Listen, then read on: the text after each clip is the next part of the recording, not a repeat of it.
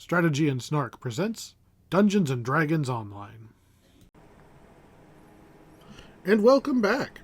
It has been a little bit, but we are back here to look at the big expansion that came out, I think it was last summer, maybe even the summer before. I've been busy. So, this is the magic of, I think it's the ruins of Myth Drannor, something to that effect.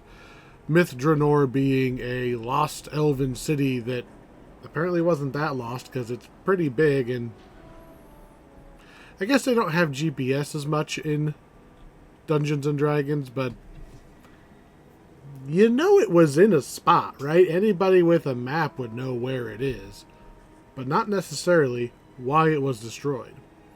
So, this is one of those big packs that you have to buy separately. It comes with a whole bunch of stuff depending on how big of a collector's edition you want to buy.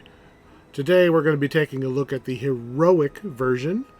I'm going to try to be a little more helpful in showing you how to get through these quests as opposed to the legendary version, which the pack comes with both. The higher level version, it'll be a separate video already done. And that one's going to be my first run through these quests. So my first impressions of everything, wandering, not knowing where to go. It's all fresh to me in that one. So I've played these quests a couple times now, and I'm going to show you how to get through these and to navigate through here. And you know what? Step one, how do you get here? Because the first time I tried to get somebody here who didn't have the big collector edition, it took a minute. If you buy the expensive one, you get this, to teleport straight there using one of whatever teleport items you've gotten over the years. It just adds it as another location you can teleport to. If you need to get there without the teleport item, it's going to be in here in the Gatekeeper's Grove, and it's going to be one of these big Stonehenge-y looking things. Should be this one, if I'm not mistaken. Yep, Myth Drannor. So it's the circle on the left, give or take over the years they move these things around to make space for more. But yeah, you go through the Stonehenge-y thing, and it'll take you there. Of note, if you do buy the special editions, something that I had to go look up.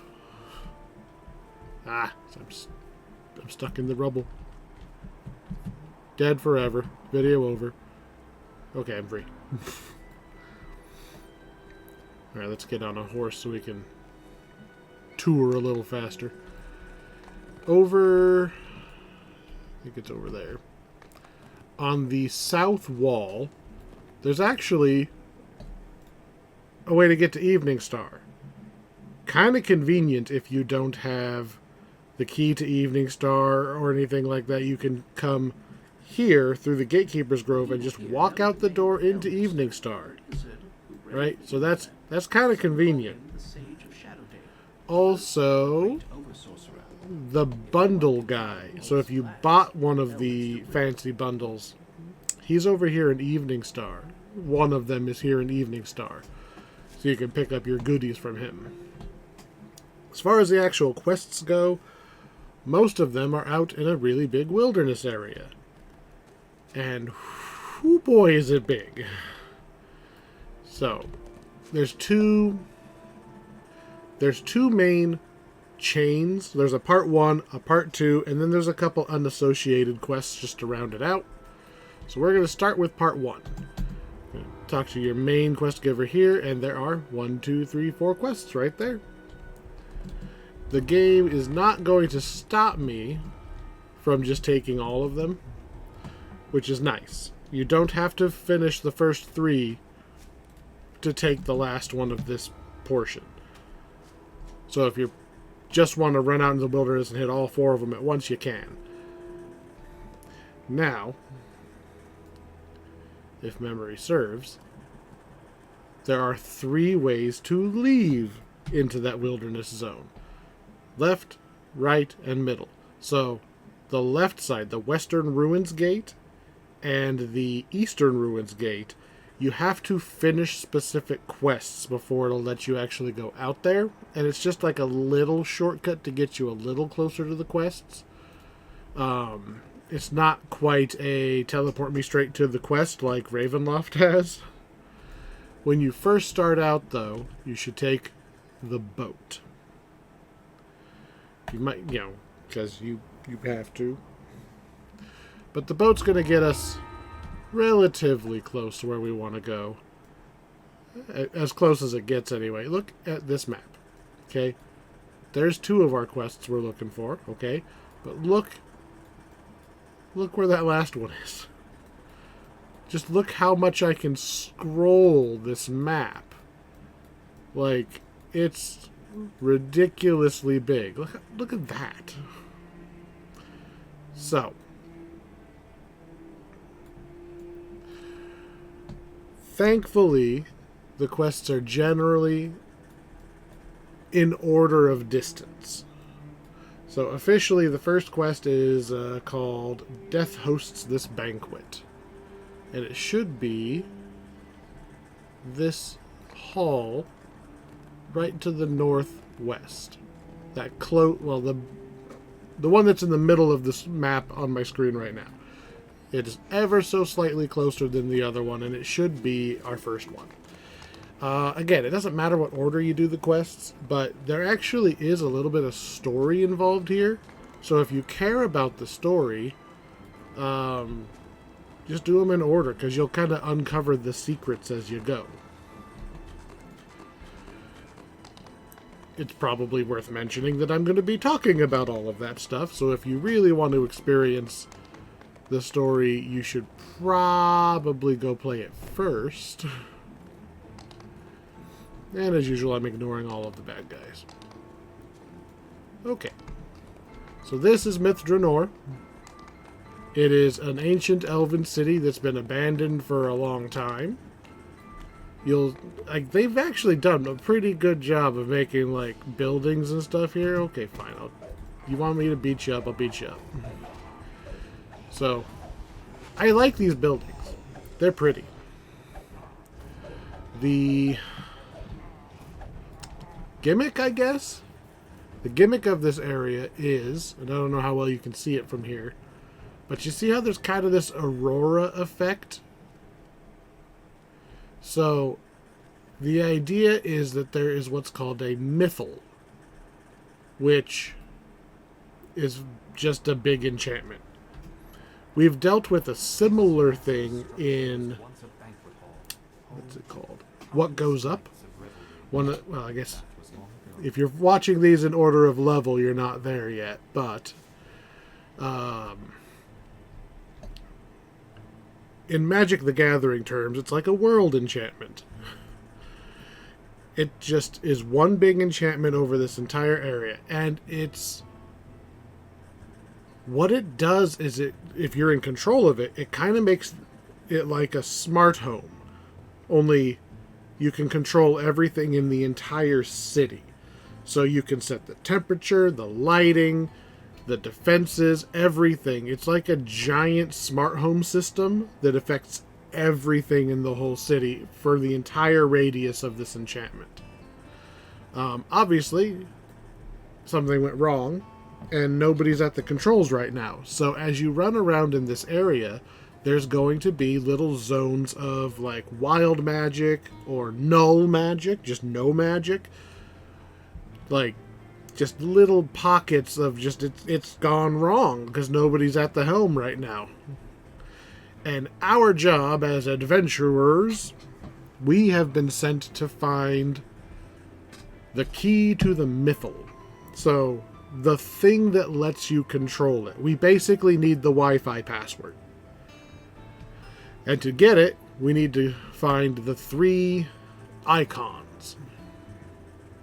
Doesn't really matter what difficulty I do these at. I don't have a character at the correct level for this at the moment, so this character is I'm level 17, the quests are level 13? 13, I'm in here on hard. This character's not going to be threatened by anything, but we're not really here to test the difficulty. We're here to show you where to go. So, as usual, I'm only going to summon the cleric hireling to keep me alive. I'm not going to play with all my other little toys. Although, if you like hirelings, the one from this pack is a banger. It's a druid, and so it's got healing. It's a gold hireling, so you can use it with the other ones. It's equipped with a bow, so it doesn't go running into combat. I have been greatly enjoying that hireling. Alright, let's buff ourselves up and go see what this one has in store for us. This quest, we're looking for the icon of the... Oops, apparently I am missing spell components. Oh well. We're looking for the icon of the dwarves. There's going to be a one for the dwarves, men, and elves. You know, very Lord of the Rings. Oops, apparently I forgot to actually recast my sword. Mage, where's the mage? I don't want a mage attacking me as I get hit with meteors. Maybe there isn't a mage. Maybe it's just fire skeletons. Nope, it's somewhere in here. This is another reason I like to play with hirelings, is they would zero in on it and kill it for me. Anyway, all of the buildings and such here are in ruin. And it wasn't until relatively recently that the survivors... There are a couple of elves that say that they used to live in this city. Remember, elves live for, like, centuries. So a couple of elves remember it being their home in the past. So they knew kind of where it was. Oh, it's the hireling throwing those. But it used to be a big metropolis. Like, it had lots of different people living here. It was very popular, you know, and imagine... I kind of imagine it was like Dubai or something. Like, it was very pretty, very well-to-do, and with the Mythal, like, perfect climate control over the entire city. It was almost like living in Disneyland, you might think. Like, everything is perfect and laid out. You don't have to worry about anything. Alright, so as I remember what I'm supposed to be doing. So you start in that big hall with all the skeletons and stuff. You want to go south, okay? You go south, you get into, like, this is like a dining hall or something. There's going to be 2 sets of stairs going up. One of them is blocked. I think it's that one is blocked. So we're going to try this one. I keep going, every time I guess, I go up the wrong one. And I picked the one that was blocked. So you can only go up one side.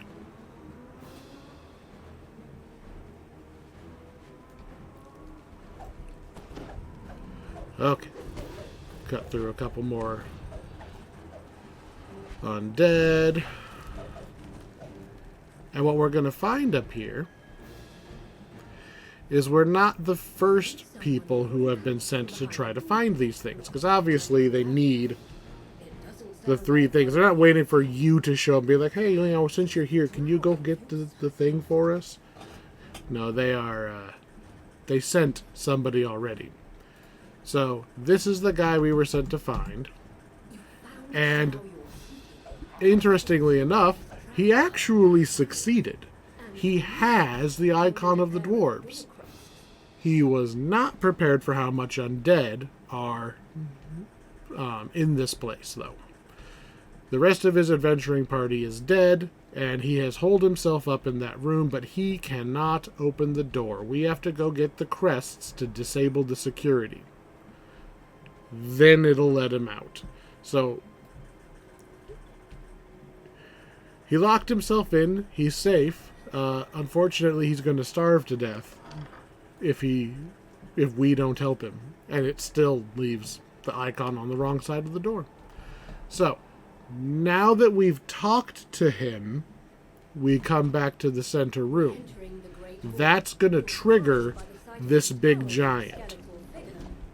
If you're running around in this quest and you've done it before and you're like, why isn't the giant spawning? It's because you haven't talked to the drow. You have to actually go talk to him before the giant will spawn.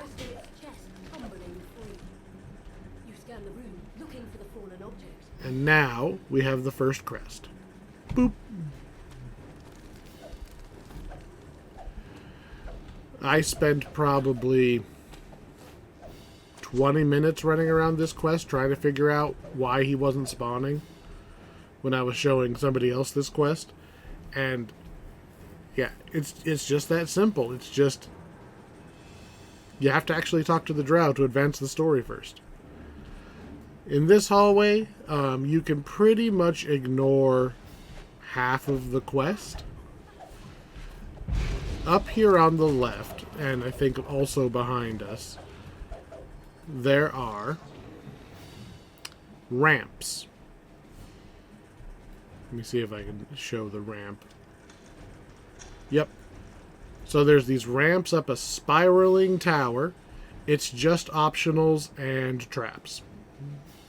The thing you're looking for is not up there. So if you want to explore,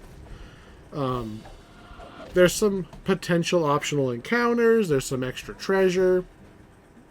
Go for it. If you want to complete the quest, you gotta walk all the way to the end of the hallway.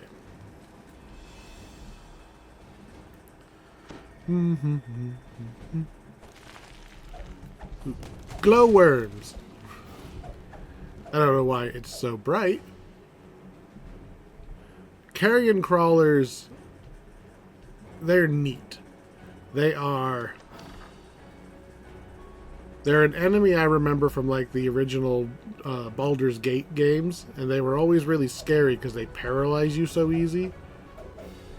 Of course, in DDO, you're almost always either immune to paralyze or your save is so high that it doesn't really matter.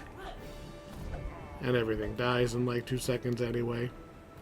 So, this is the room you're looking for.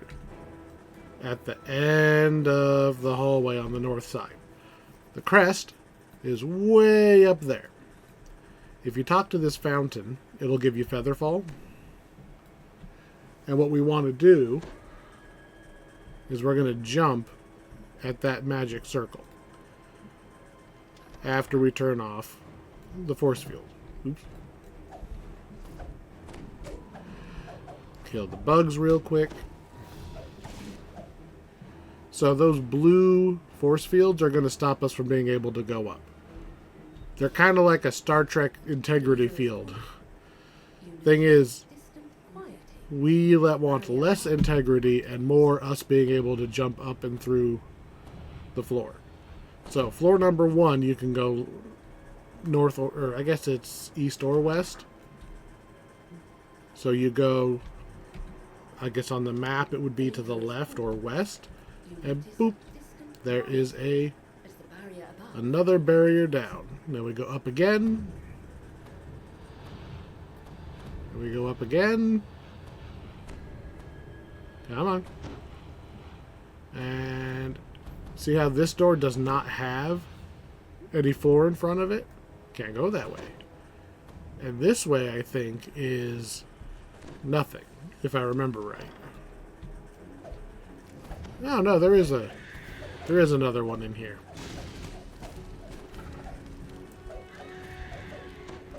Come on, get away.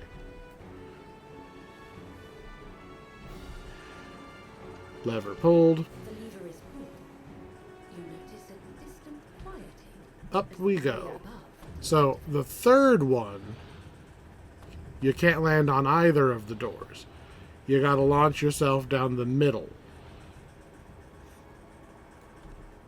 And then you can go in this door on the left, and it'll lead us around to the crest.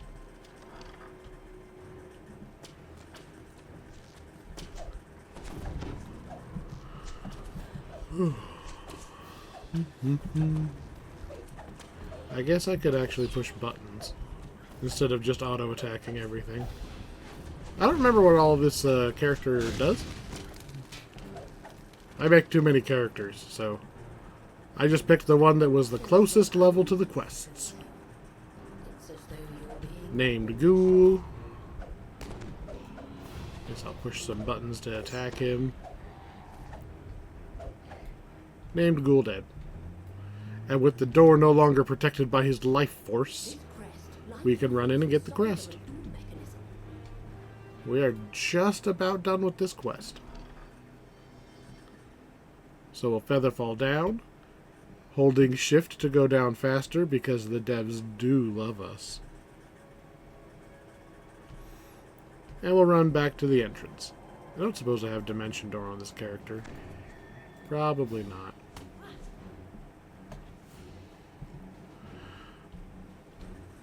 Back to the entrance.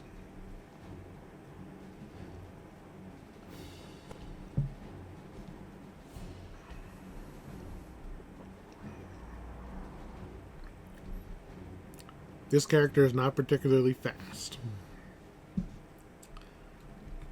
I thought I had haste on this character, now that I think about it. Because aren't I like a war cleric? Isn't that one of my... Oh, I need to be level... I need one more level and then I get haste. But I do have Blade Barrier. Of course, doesn't do us a lot of good against all of these guys attacking the hireling and not me. Hey hireling, what if you just come over here? Will they follow you through the Blade Barrier? Oh good, one zombie. Okay, the other one eventually got there.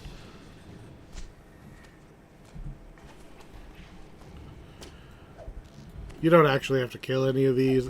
I think they just kind of spawn forever. Either forever or for a long time, but you don't need to kill these.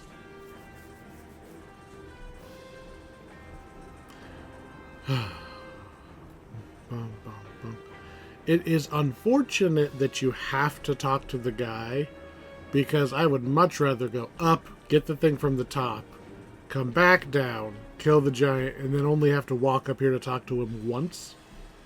It's not a long way out of the way, but it's... Again, that's the one that goes up. It's just one of those...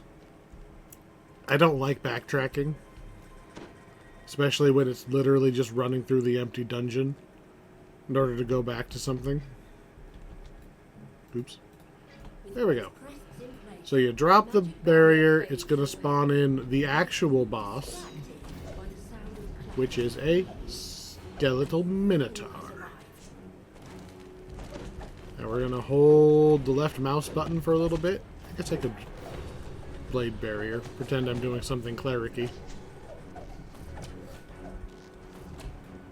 And once they're all dead, pop the door open, and here is the dude. And he says he left the icon and some treasure up for us, and it should be right in here. As he said, there's our treasure and the icon. Action figure obtained. Mint condition. Okay. One day. So, that quest was 13 minutes. I'd say a solid 2 minutes of that was just walking. Alright, this should be the next one. Let us run towards the next yellow door and see if it happens to be the right one. Get on our horse for a little bit of speed, because otherwise we'll be here all day. Honestly, that was one of the things holding me back from just trying to record these piecemeal. It's just so far between the quests. The safe hold. Alright, this is quest number 2. So the first 2 quests are the closest ones. So we need to find Kelgoth Darksong, because he has the icon of the elves. Message from Kelgoth. So, first thing we're going to get is the crest of the sword. We're going to put the sword in the sword socket. Turns out this place is basically a museum. So it has like interactive exhibits for you to go click on. You just have to put the crests in them. This one, immediately to the left, completely optional. You can come back here with the snake socket, pop that up, fight an optional snake, get a treasure chest. Snake socket is, or the snake crest is right on the other side of this pile of rubble. It'll be plainly visible when we get to the other side, because we will be on the other side. You just have to walk all the way back around to use it. Spoiler, I'm not going to do that.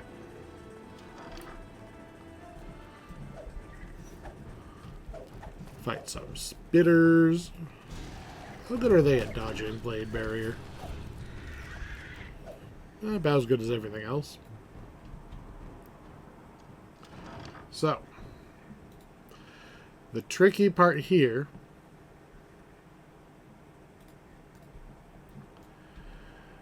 there's this nice straight hallway, right? With 3 crests, or 3 sockets that need crests on the left side, okay? Plus some bad guys. The crests are down the opposite side.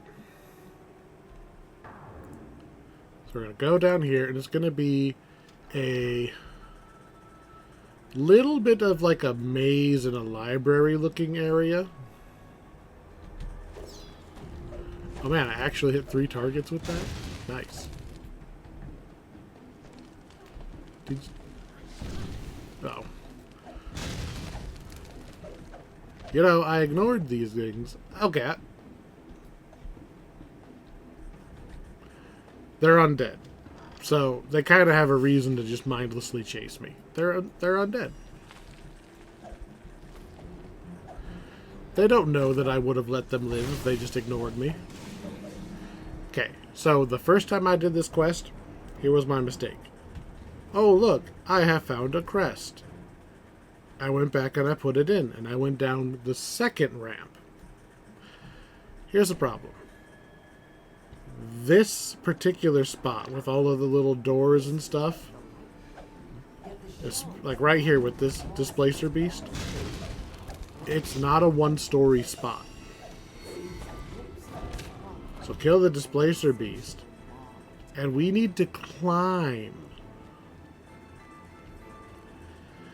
There's very little indication on the map that there's a 3D element at play here. This took me a while to figure out. Because it's like, I've been everywhere. I've done everything. I don't get it. The map's filled out. I can't find the last of the crests. It's because there was one little ramp tucked over there that leads you to this whole extra section. That if you don't happen to look up, like, yeah, if you're smart, you know, you look up and go, huh, there's a bunch of stuff up there. I didn't do that. I wandered and wandered and wandered until I finally saw the little stairs, and I was like, oh, I don't know if I went up those stairs.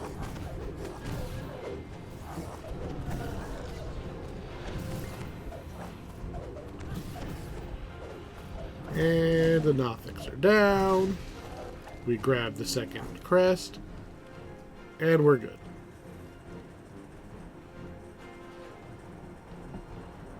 Now we can move on. So as we leave out the other side, you can see there's 1, 2, 3 sockets. So there's 3 ramps. I just came down that second ramp, turned, and went back. There should be, let's see, is it in here?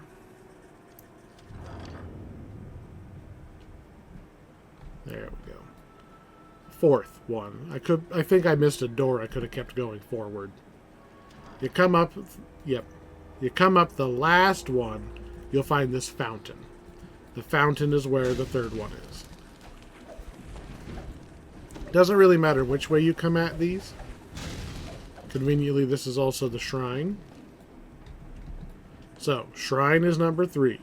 So you go in here. The first one is like right inside the first door. You go up to get the second.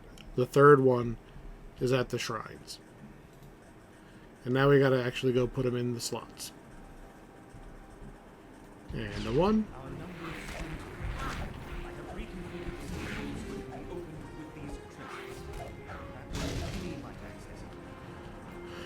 Again, my character runs kind of slow. But maybe I'm just used to my monk. I play monk a lot, so run fast, jump far. This is a cleric. It's very plodding.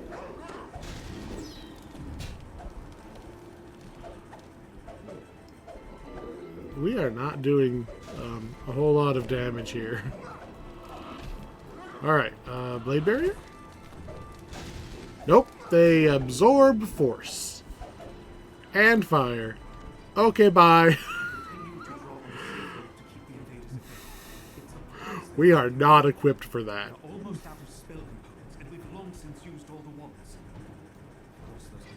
There we go. We'll just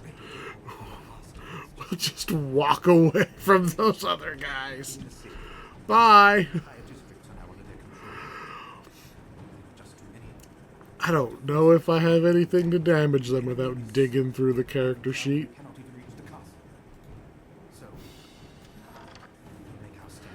Alright, now that we've come all the way, so treasure chest behind a hidden door. Watch out for... I think there might be some traps in front of it. This will bring us to the other side of that rubble pile from the entrance. So there's the snake crest right in front of you. But you gotta walk all the way to the front of the beginning of the quest just for that little optional. And this... Are you still chasing me? Alright, Larafay, you've got it.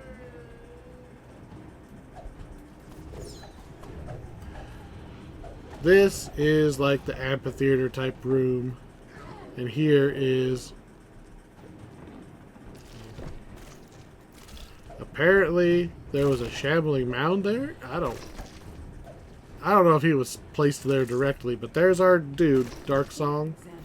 Well, he's dead, and he doesn't have the thing on him, so we better go in this portal. See, we needed to put those crests in the sockets to get the thing to turn on. And now we're in this speculum. Oh, look, a crest and a socket, and the guy's going to tell us what this is. This is basically just a hidden wizard tower in a wizard tower. Right, this is why the city fell. So they invoked a ritual using the power of the mythal, right, in order to save the city from like a bunch of other dudes who were attacking because they wanted the power of the ultimate smart home. And they screwed it up because they summoned a demon.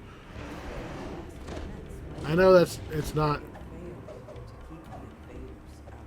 really that much of a reveal, but you got to remember that this is a relatively old pack. Not pack. A relatively old module. It's a real module. A real D&D module. And they're following the beats as what was written. And what was written is that the city was ultimately brought down because they opened up a portal to summon this demon to defeat the opposing army. And now there's just a bunch of demons and shit running around. Like there's this one is trapped here that we're going to kill. But then we're going to see later that there's more because the rift is open. Their final defense was a summoned demon. The summoning was a success. Well, Now to proceed to the binding. I got my elven action figure.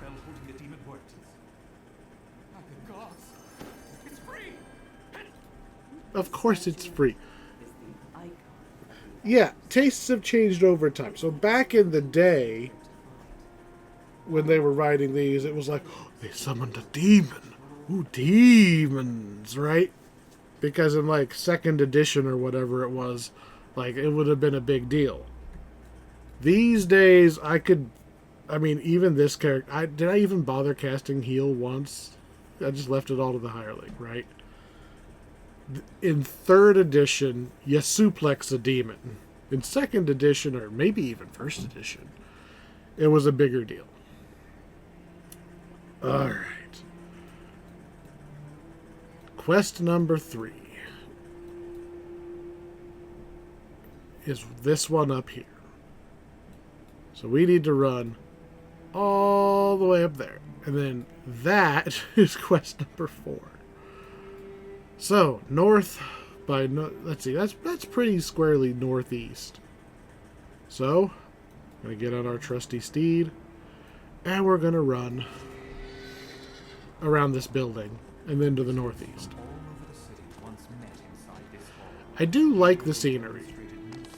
Like, I enjoy the moody, almost always dark. Like, they've got the signpost.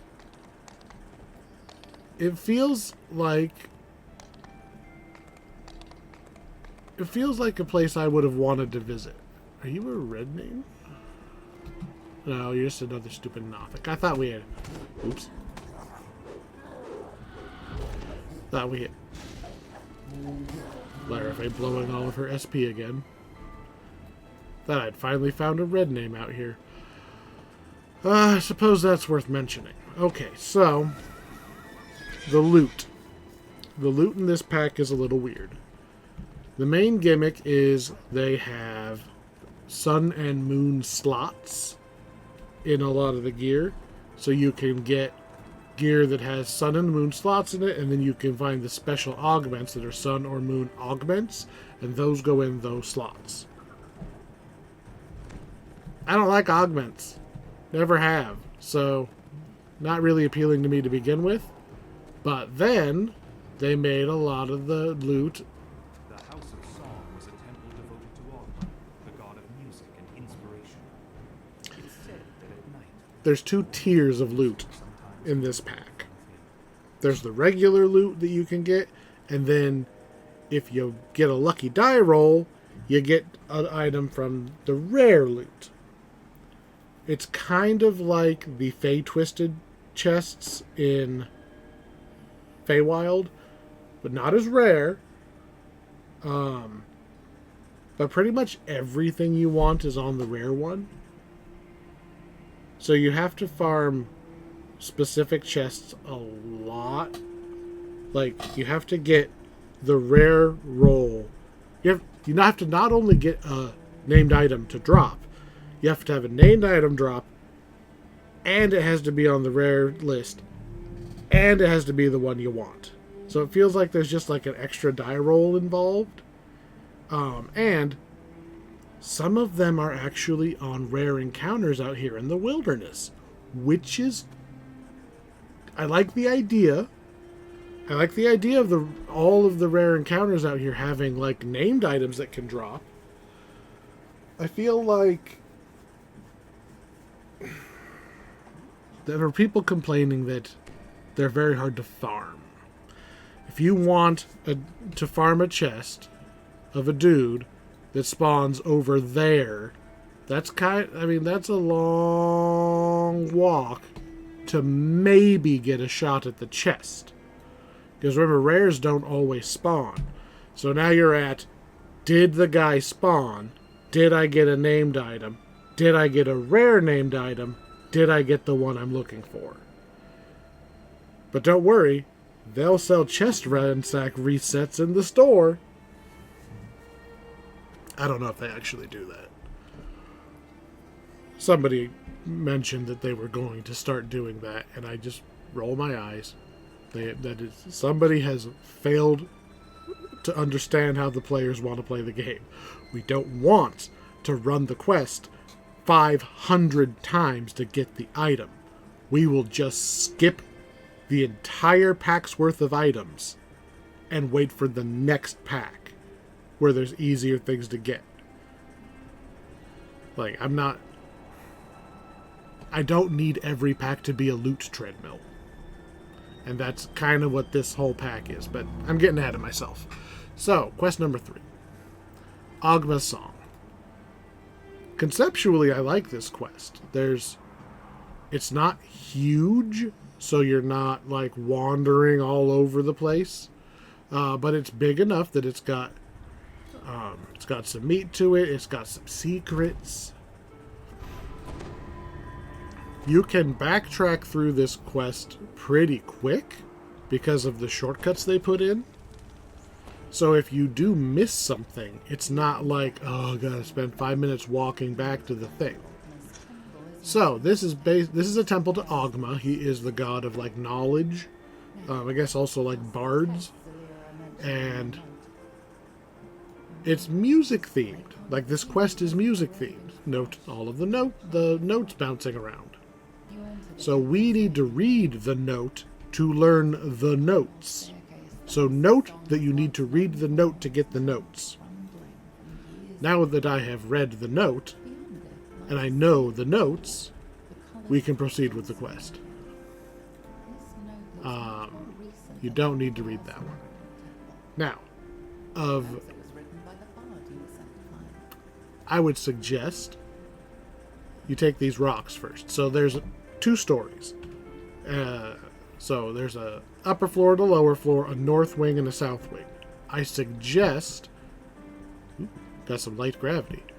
I suggest that you take the south wing of the second floor first. You can use this lever. It's going to drop a ladder right here. There it is.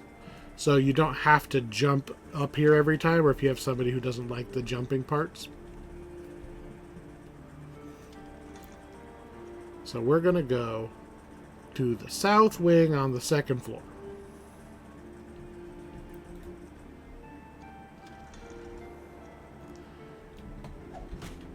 And we're going to beat up some loots. It's a lot of loots.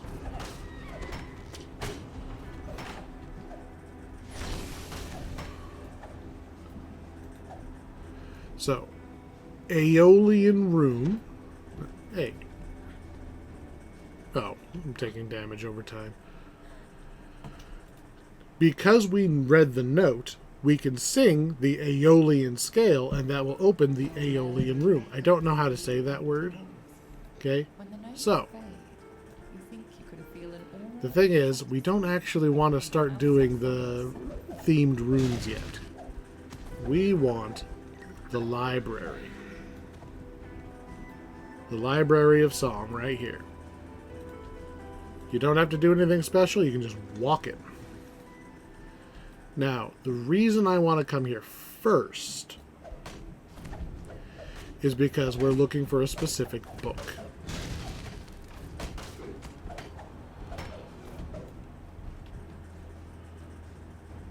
Doop de doop doop. Take out some more drums. So, the Ancient Songbook. Now I know, after I turn the page, now I know 2 ancient songs. So when we go here to these riddle plaques, it's going to give us a line from one of the 2 songs. And you can either actually go read the 2 songs and be like, oh, that sounds like this one. Or you can just click one, and if you're wrong, you click and you click the other one. So, through our compact, the way is made clear. Standing Stone. Yep. And that's going to open a secret door. The only way to get to some of the rooms is through secret doors. Because if I run over here, you'll note there's a bunch of rubble. So if we were on first floor south wing, we wouldn't have been able to come through this door. You can open the rubble up, so you can just walk through that door normally now, or if somebody didn't catch up or something. I love this. I love that once you get in, you can make it easier to return. This is a new type of puzzle, or one that I don't think I've seen in this game. There's a bunch of statues, and what we want to do is we want to touch them in the right order, starting with the one that has the little scroll on it. It'll go ding and it lights up. Note the direction the statue's pointing. So line yourself up, go that way. That's the next statue. Alright, we just line ourselves up and run. Little top-down view kind of helps here. Well, it's got to be this one. Yep. Into this one. Alright. Mode unlocked. Mode is a musical term. I don't know what it means. So, we have got one down. There are... I forget exactly how many rooms. There are a certain number of them you need to open the way to the final boss. And then there are some extra ones. And if you do the extra ones, you get an extra chest. The top floor also has... Well, before I get too far ahead of myself, I've done this before too. I go straight to the library and I forget the Aeolian room. Right? We opened the door and then we said, I'll come back in a minute. Sometimes I forget to come back. So the Aeolian room has its own puzzle here, which is your standard Simon Says. Click, click, click. I usually stick my mouse over the first one, so then I don't have to worry about it. You know, it's fewer things to have to remember. And because of the rules of 3, we have to do it 3 times. Alright, mode unlocked. Now, also, riddle plaque. Through our compact, the way it's made clear, we already know that's the standing stone. And that gives us access to the room right below us, where we have a big tile puzzle. I love tile puzzles. I don't know why. Just something about, like, making them all line up nice and neat. I like tile puzzles. Let's see. I don't really want to light it up yet because I like watching it all go at once. So I'm going to wait. So it's going to go this way. We don't want that one. We do want that one. Turn that. Neat und tidy. Okay. So then... There we go. Oh, fuck. I missed one. There we go. Crystal lights up. And if I so chose, I could move the rubble. So we are on the first floor on the south.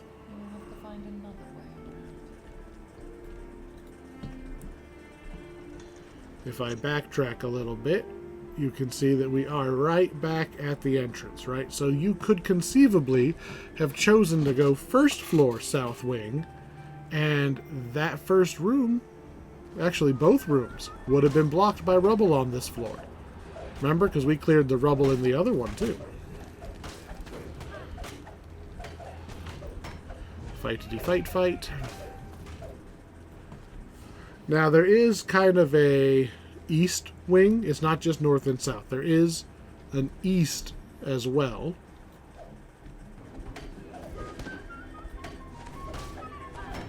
Although I think it's only on the second floor. I guess I could be bothered to heal myself.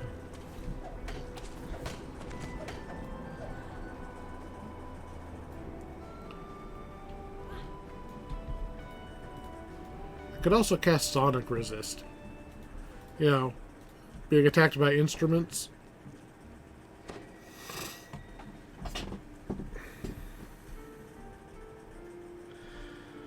Alright, so we're back up into the second floor. So this is the library we're just exiting through. So second floor, east wing. Pretty sure you can access this from the north or the south side. Is going to have an extra room for us to go visit. Locrian room. And because we know the scale, we can just open the door.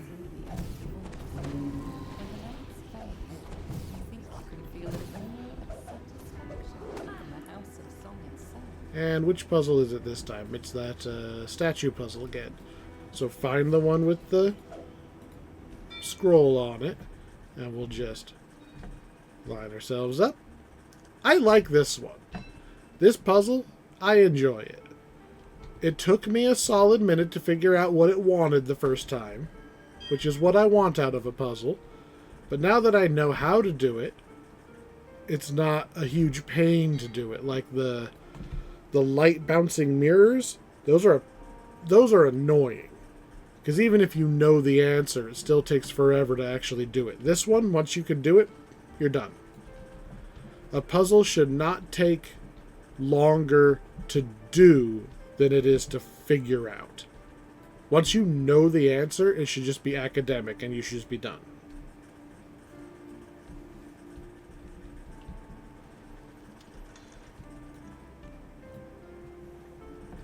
Take this random loot.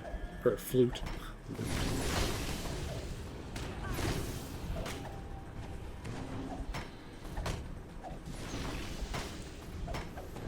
So here on the second floor we have a riddle plaque in the hallway.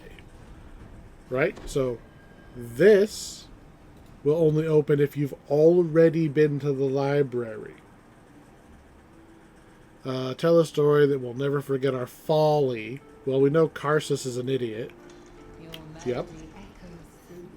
If Karsus sounds familiar, that's because it's the guy who created the Crown of Karsus, an ancient Netherese artifact that has been prominently featured in a recent high-profile video game. So, we opened up the secret door, but what that really gave us was access to this this room, where we will again play Simon Says.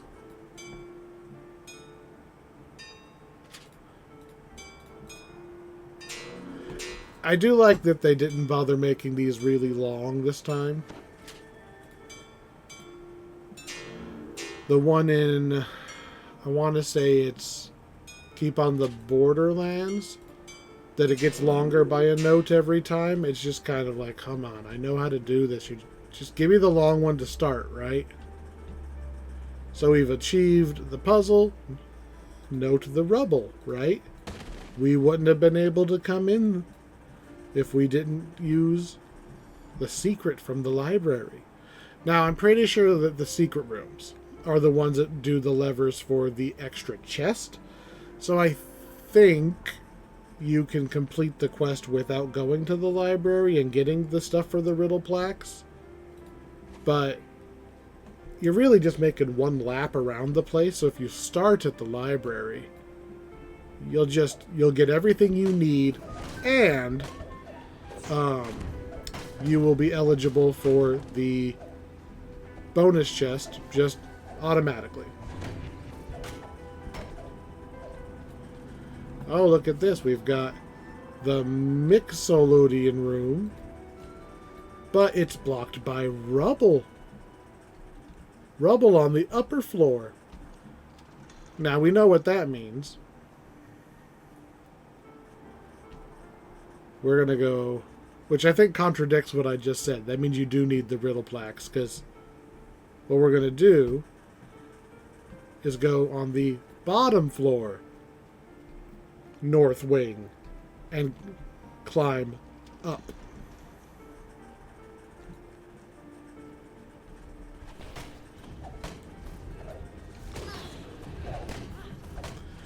Just as soon as we're done smiting all of these guys. Ionian room. You just sing the scale. You don't have to actually know what it means. You just have to have read the note. When the notes fade, you think you can feel an aura of satisfaction. Yeah, I thought there was one more attacking. And we got the statue puzzle again, so we're going to find the one with the scroll on it. Line ourselves up, and this should only take a moment.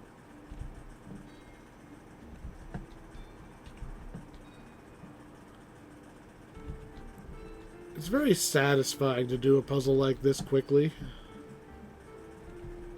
The nearby crystal lights up. See, I like that one. It's quick, and Your melody echoes through unobtrusive. when the notes fade. But you still have to do something. It's not like you just, like, From the house auto-solve it. You have to actually go the right way. Kind of reminds me of the tile puzzle, actually. The tile puzzles are usually gimmies, right? Nobody actually gets stuck on a tile puzzle. Like, you almost can't fail them. You could, like, you can trigger those on accident. And there's that one particularly hard one in Ghost of a Chance. But the reason that one's hard is because of all the hidden traps. That you gotta have a high search to even know which ones you're supposed to avoid. That's what makes that one hard, not the actual puzzle, in my opinion. It's kind of like a class-locked puzzle. Which you don't even know it's class-locked. You don't know why you fail it.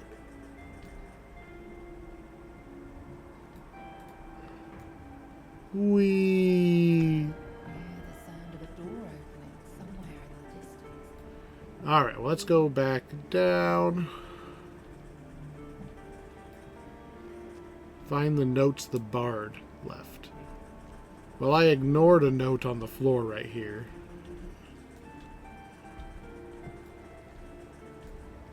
Free XP.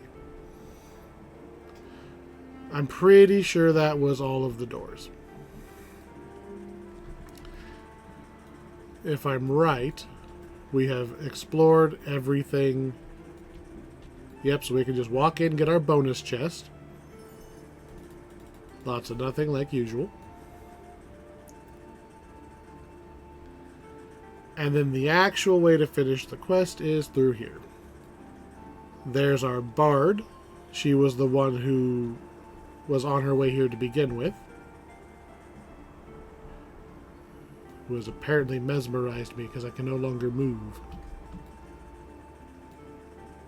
Go. Go. Go. Hey, hireling, can you move? Oh. Oh no. My latency. Well, hopefully it's not server maintenance, because that wouldn't be the first time that the game goes down for maintenance in the middle of me trying to record something. Well, I'll be back in a moment, and it'll be hopefully right back exactly right here. And we're back. So, turns out it was my internet went down, not the game. The inner temple is now open. We'll take, I don't know. There's a splendid My internet goes down a lot. coming too. Turns out, when it's legal to just sell copper that you just find places, yes, I have all of this random metal I would like to sell. I don't understand how it's such a easy thing for people to steal wiring and stuff. Like, if you're not a licensed, like, electrician, why would you have that much wire? Maybe because you stole it. Like, do they not have to register or something? Like, even a pawn store nominally will be like, okay, look, dude, you've brought in a lot of laptops this week. You probably didn't have 17 laptops to just pawn. Anyway, here is our bard. The bard is mostly... the bard didn't know how to get through the door. Right? All her party dies, which is normal. And she's a bit depressed. You know, the writer's block is stopping her from going through the door.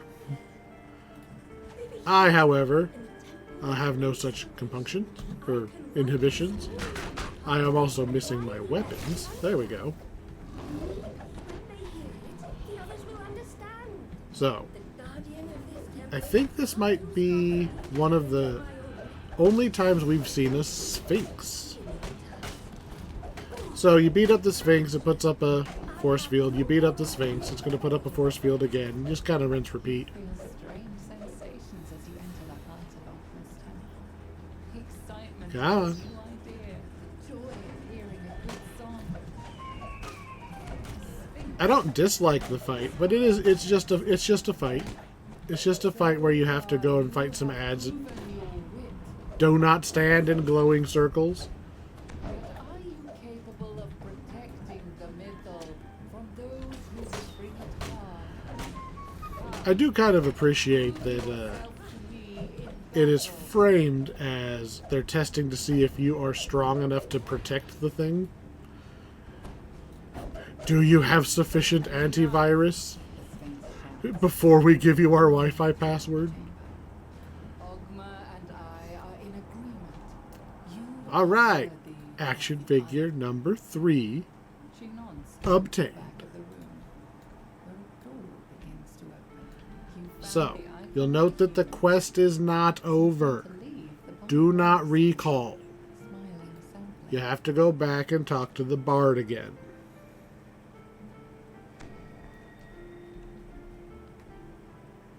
Talk to bard.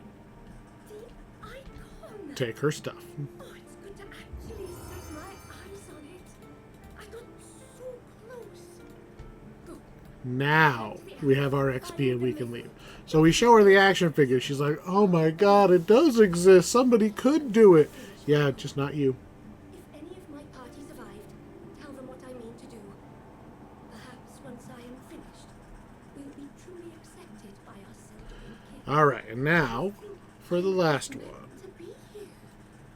which How is... I feel in this place reminds me of one I have not felt since I Let me left the presence of expand my the map a little more. We are here. We need to run here.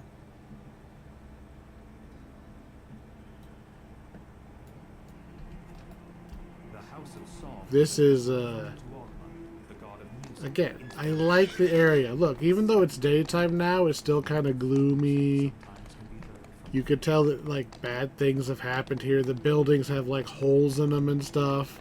But at the same time, they look like they're buildings people would actually have wanted to live in, not random, like, squares. Like, these are nice. Like, if your house looked like this, people would think you were very, very rich. Or weird. Which is fine.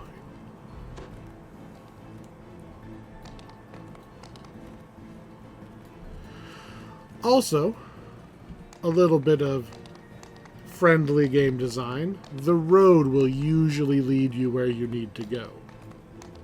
You don't have to go... Like, if you want to kind of cut the corner, yeah, you can try to take a straight line. But you don't have to. You can kind of follow the road, and it'll generally just take you where the devs intended you to go. Shiny zone, dead magic. That means enchantments may be dispelled and magical creatures may suffer ill effects. So you'll lose your buffs and your summons. I don't know if they take damage or if they just despawn. I don't have a... Ooh, I do. I have a little pet. Let's find out.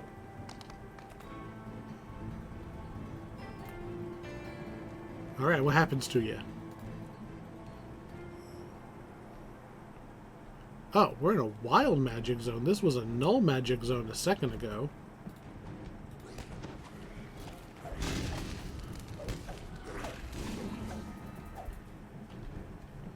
Somebody's been messing with the thermostat. Oh well. I always forget I have that guy. Again, I have too many characters, so I forget what they do in between things. Okay. Ildranath's Tower. The key to the Mythal.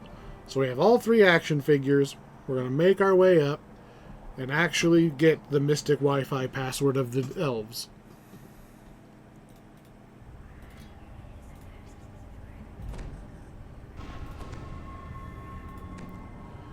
So, there's a lot of proper nouns in this place, and even as somebody who likes the lore, it's hard for me to keep track of which proper noun goes to which place. Ildranath is...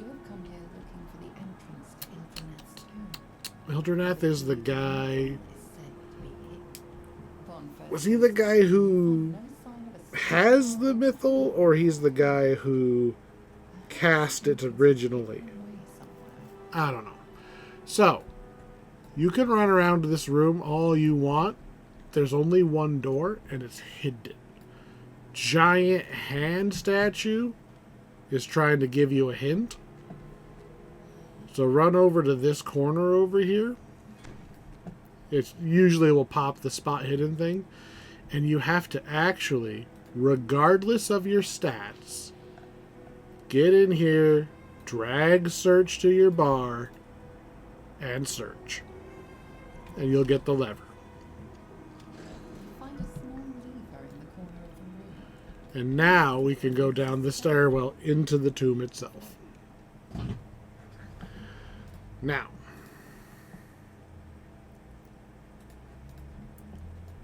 You emerge from the stairwell into a massive chamber. giant door, Undisturbed 4 colors. from You'll never guess what you need to do now.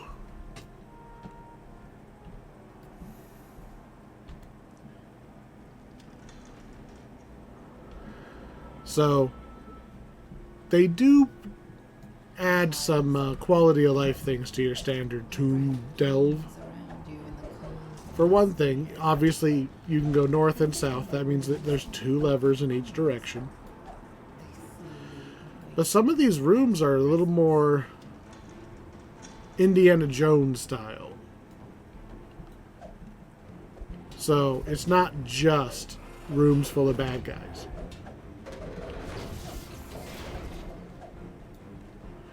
Like this one here, got the lightning trap.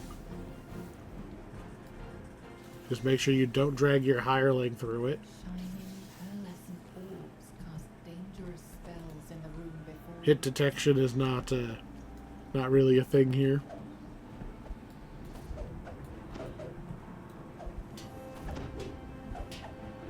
Cut down another golem. And we're going to find our first crossroads here pretty soon.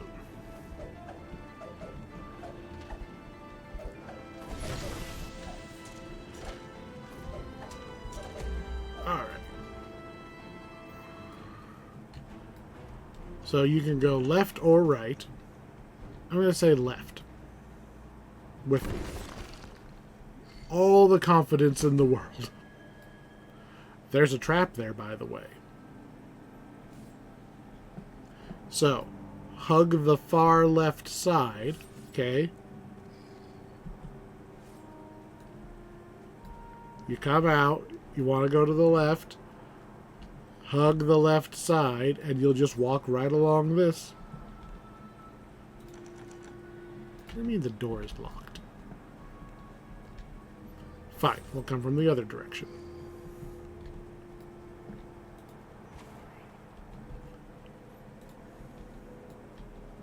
Elegant elven figures dance atop pedestals You know, in this dim they're remarkably intact.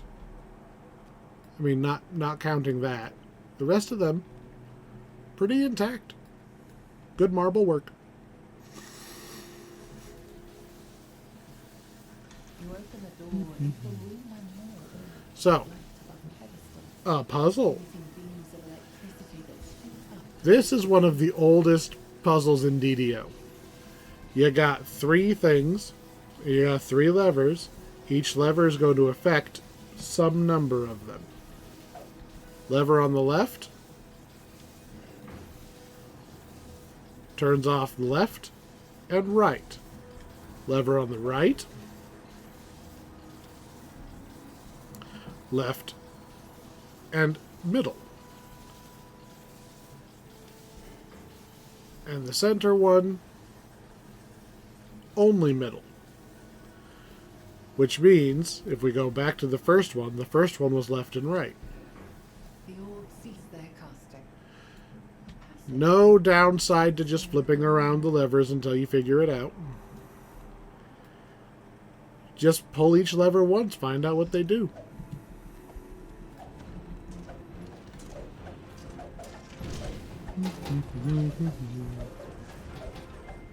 Alright, we should be coming up on our first lever here.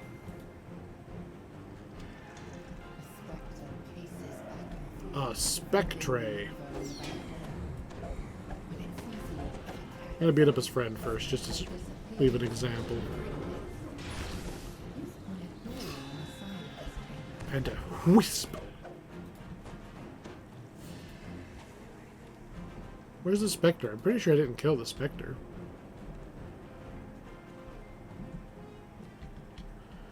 There we go, 1 down. Now, you'll note that big red lever also, not only did it light up the one in front of the giant door, it also opened this door to a shrine room with a dimension door. If you can get in here and do the second one first, because that's where the other lever is, round over here, hit the red, round into that room with the dimension door, that'll take you back to the entrance. And you can go the other direction. It's a nice little shortcut. We're going to have to backtrack a little bit because I couldn't pick the lock. I mean, I could have. I have Froggo. I could have summoned him. But you may not have lock-picking ability. Alright. I smell a lever. Let's use our generic search ability, see if that's enough. Kill all the bad guys, door will open. This is not the blue lever. This opens a secret door. Secret door leads to swimming section. So swim down. If you can't breathe underwater, they do have a... if you have to swim for more than a moment, there will be a little like mushroom patch or something of gillyweed or whatever they call it in D&D. There is a longer swimming section later that if you drown so slowly in this game, it basically doesn't matter, but there's no point in taking damage for free. There we go. Green lever, we go back the way we came. If you have Dimension Door, just cast it. Walk through the door, go to the other side. If you don't have Dimension Door, if you could pick the lock, you could do this one first and go straight across, get the red one, and then whoop into the shrine room with the Dimension Door. In our case, we have neither, so we gotta walk back. It's kind of a wash whether you want to walk back to the actual entrance or walk over here to the shrine and the Dimension Door. But hey, it's there.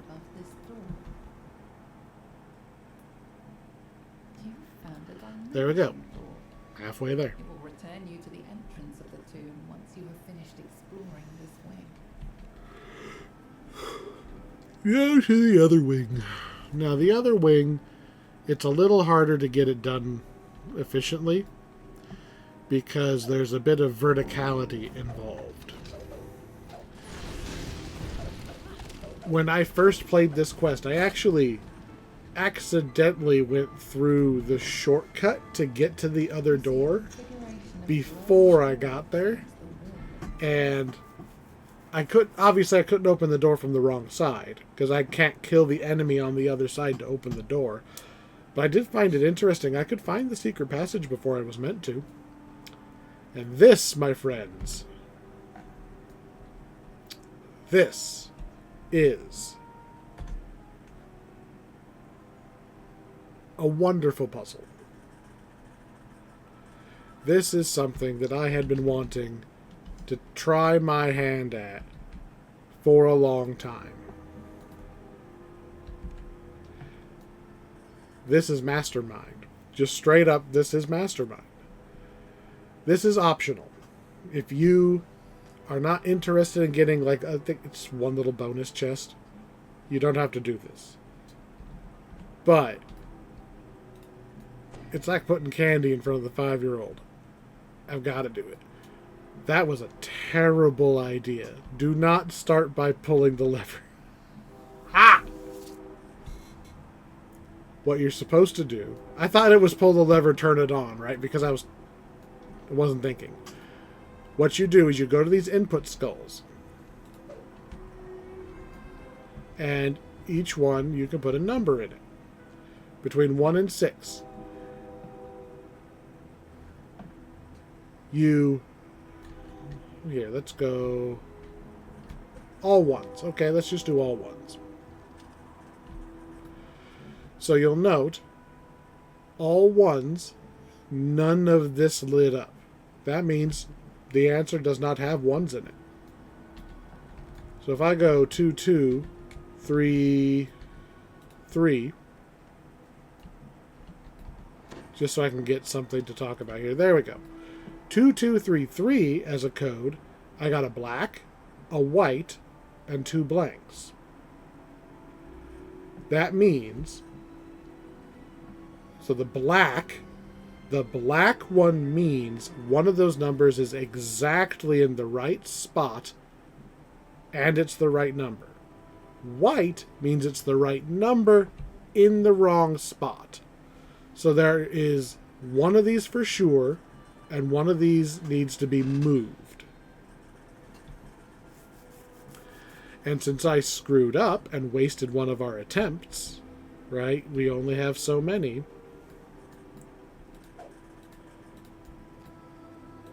Let's go 4, 4, 5, 5. I'm not a master of strategy for this game. This is just normally what I try. So again, 4, 4, 5, 5. We have one is exactly right, and one is in the wrong spot. So there's no 6s, and there's no 1s. There's no 6s because we know 2 of these are right, and 2 of these are right. We don't necessarily know which ones, so let's go 2, 3, 4, 5. Let's just go 2, 3, 4, 5. 2, 3, spin, spin, spin, spin. 2, 3, 4, 5. Was it just one of each? It was. It was one of each. So we know the numbers are 2, 3, 4, 5. And we know 2 of them are exactly in the right spot, and 2 of them need to be reversed. So, the question is which ones? What if we reverse the 2 and the 3?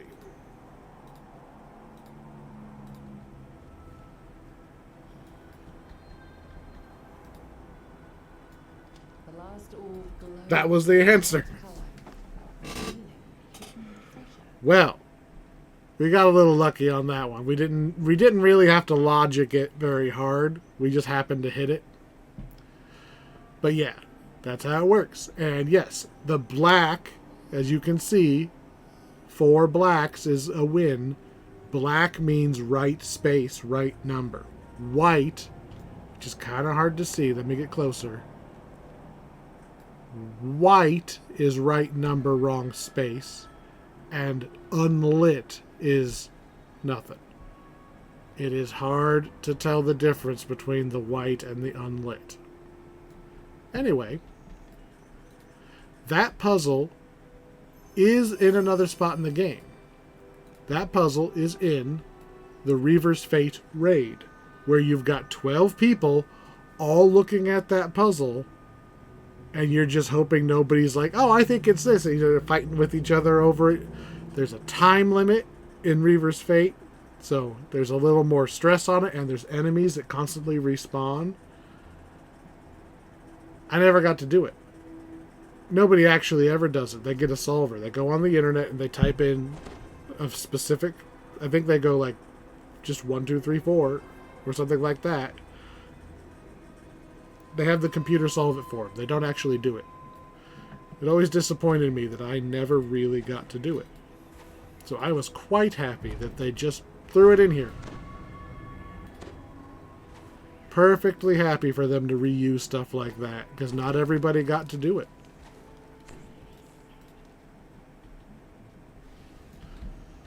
Fire traps. I didn't even cast resist fire. Again, that whole thing is optional. This is a locked door with a chest on the other side.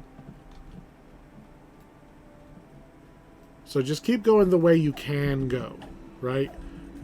The game will almost never put an optionally locked door in front of you. If a door is locked and you're not sure if it's optional or not, hit Z, see if it just says locked, or if it says locked and like needs green key or something like that. If it tells you what key you need, you're going to need to go back there most likely. If it just says locked, it's probably optional. Or it's like a side path or a shortcut. Take out some more guys, and we're going to get our first lever.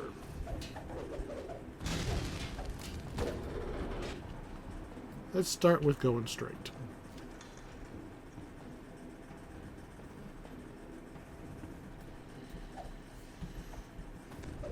Yes, yes, I know. Armor mage. I mean, that's kind of something.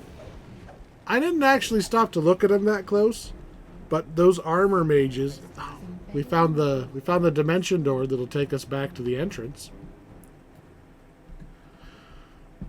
Those armor mages are not skeletal mages.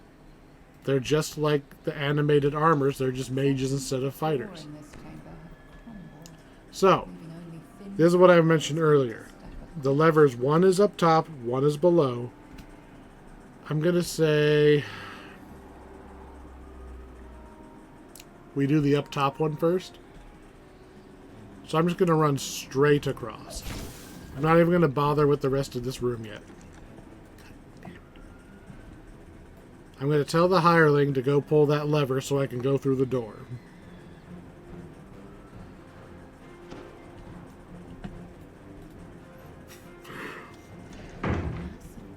First try.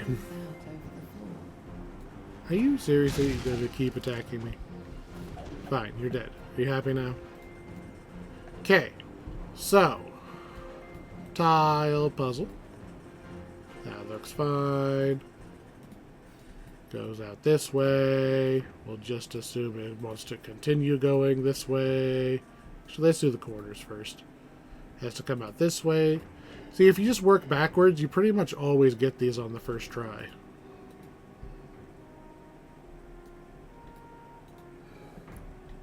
Let's go to the next corner. It's going that way.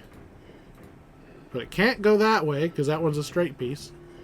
So instead, it's going to go this way. That's fine. Not into the trap. Straight again. Into a T. Because the T will connect to the rest of this. And then this will go this way. We'll go around a little curve. And we want this to go... Yeah, that'll be fine. So that connects those two. These ones are already connected. Pull the lever, Crunk.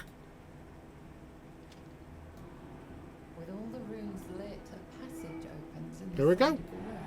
And then the ghost of the tile puzzle attacks us, apparently.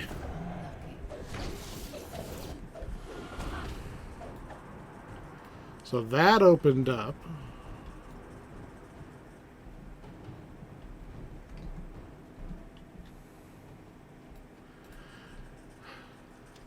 You open the door into a chamber with 2 shrines.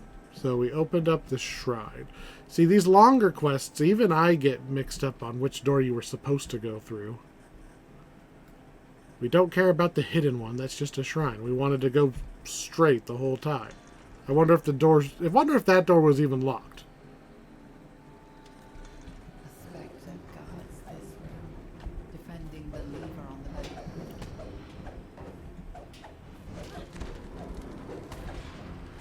Alright, so we kill the ghost. Spectre vanishes in a Now we can pull the yellow lever. Now we just need orange. But there should be... So, I found... Ooh, it's right there. That is very clearly not the same tile work. I don't think my character can find it, though. Anyway, what we need to do is go back to in here. Unlock the lower floor first.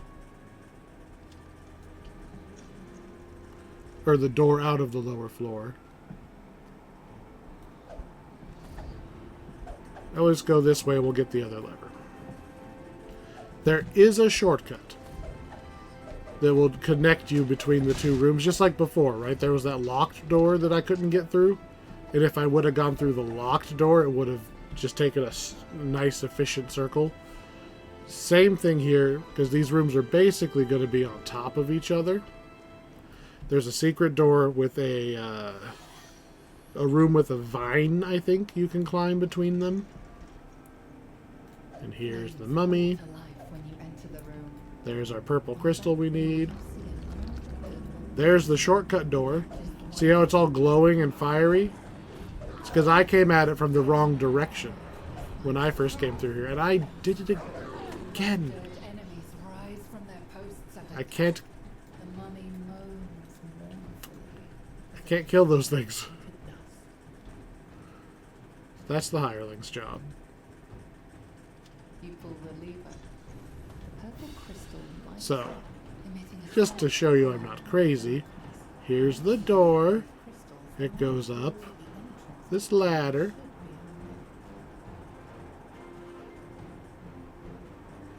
Long ladder. Slow character. Pull the lever. Oh, gasp. Oh, gasp. It's exactly where I said it was.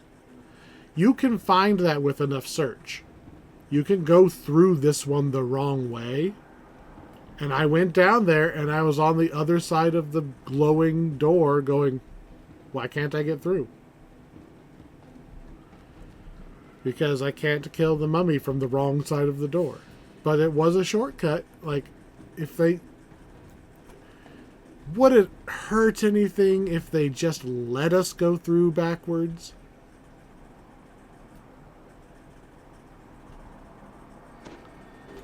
In this room, you find a Alright. Dimension door again. Now we're back in the middle. ready to leave this area. Call the hireling to me, and those helmed horrors are just like, well, fine. You know.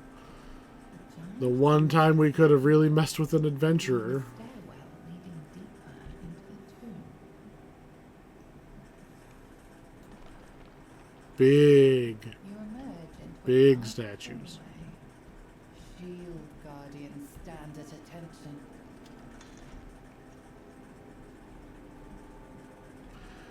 So, anywhere else, I would have said, hey, we're almost at the end. Nope. There's almost an entire other quest's worth of stuff to happen A now. large plaque leans against the back wall. So let's talk to the monolith. There are 3 locations in the tomb. Now we gotta go put the icons in their place. The icon of the dwarves. In my experience, I think going the southern path, because you can see there's a couple doors. The southernmost path is kind of the quickest one. Come on, trigger. There we go. Enemies of some kind are going to pop up. In the legendary version, there were Umber Hulks here. It might not do that on the heroic. So you want to go... Ooh, see? World's shutting down in an hour. At least I got warning. The pedestal stands against the back wall. Hello, Deep Beak. And dead. Seat of the icon. Pedestal of the action figure. So, the pedestals are generally going to be on side paths. So you have to... And again, I have true seeing or something, but you just walk up here and you search and you can find it. They'll never block you out of finding a required secret door. I hit that first one, and I'm just going to turn around, because we're going to end up over here anyway. So I might as well go this way and get the other one placed without having to fight the extra hallways worth of bad guys.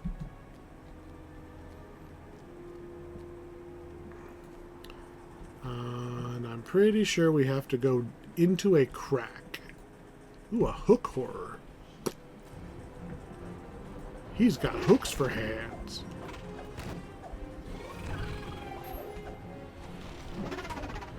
He looks like Slash from Ninja Turtles 2. So what I'm looking for here is there should be a way for us to go down.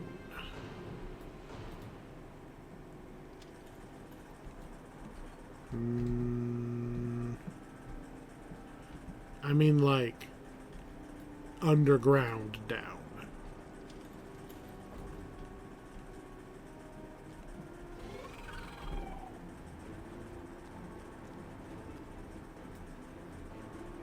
See, this is just leading us the rest of the way that way. This isn't right. I stabbed that guy so hard, he had a heart attack and died. Guess we'll go in this door. I don't think this is it, though.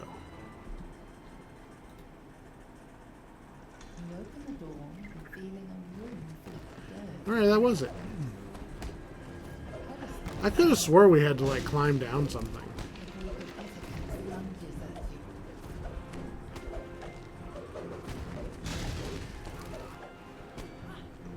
This we'll find out in a minute. You Alright, action figure placed. hands on the pedestal. Notice its eyes flash briefly before returning to normal state. So if we had the ability to tunnel through rubble, we could have come straight through there. But once again, the devs give us a shortcut. So if your friends need to catch up or you D-door or whatever, they can come through here instead of having to go around. Not a huge shortcut, but it is a shortcut. So maybe the correct answer is you go north first. North first, hit that guy, secret door, back to the entrance, then you hit the second one and keep moving. Although I can't open this door. Dang it.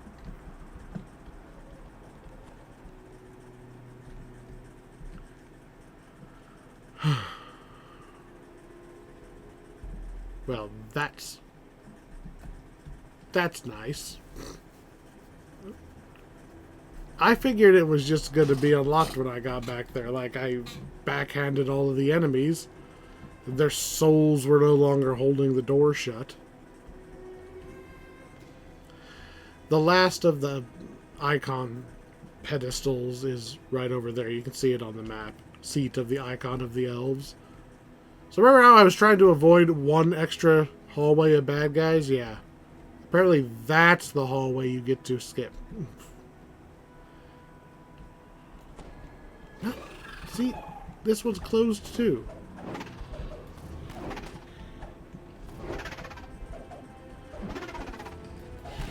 I kill the bad guys and this one opens. This one's bad guy was on the other side. Man, what impregnable security they would have. All the wizard has to do is lock the door with a bat and then put the bat on the inside of the door. And the adventurers will never be able to get in.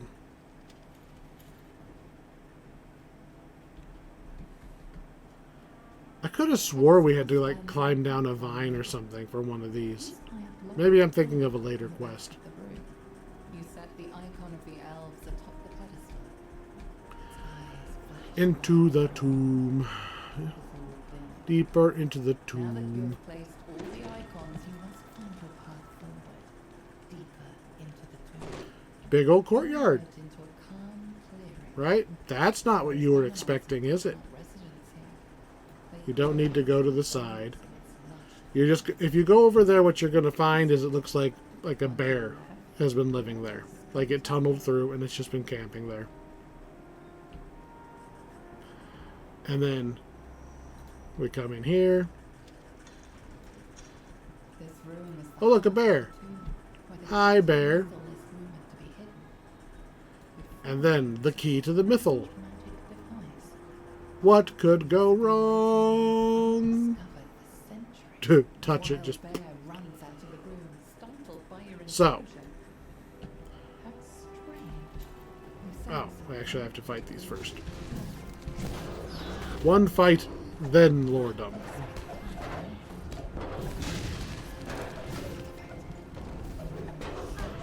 statues against the walls rumble.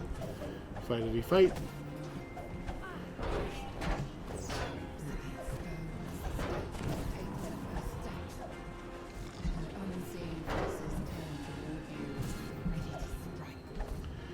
Alright. Do I have to jump to hit you? No, good. The statues break apart. Once again, just mounds of stone. So, portal appears, Group of uniforms. and some red wizards appear. The only thing I remember about the red wizards, because I never actually played any of the campaigns that had red wizards in them, the only one I know is Edwin, the red wizard from Baldur's Gate 1 and 2. Rotting teeth. So I know they're evil because it said so on his character sheet.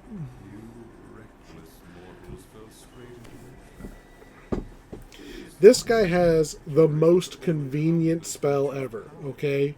He has monologue. He has talking is a free action as a 9th level spell. Because if you look, we're frozen, right? Voice has been worn Because they're in cutscene mode, right? We're frozen. So are his goons. He has frozen everyone except himself, but all he can do is monologue. Because the second he casts another spell, it breaks. chokes on his own laugh. This should be a real spell. Just shut up and listen. And you just upcast it. Because see, he teleports us away and we're immediately able. You find yourself back at the entrance to Ilgamat's tomb. Of course, I don't think he meant for us to get teleported right to this treasure chest. It is only a matter of time. Gleaming longsword of the Fallen Age. So, like most of the major packs, they're going to introduce a new template weapon. That there's one of every weapon of this thing. So, of the Fallen Age is for this pack.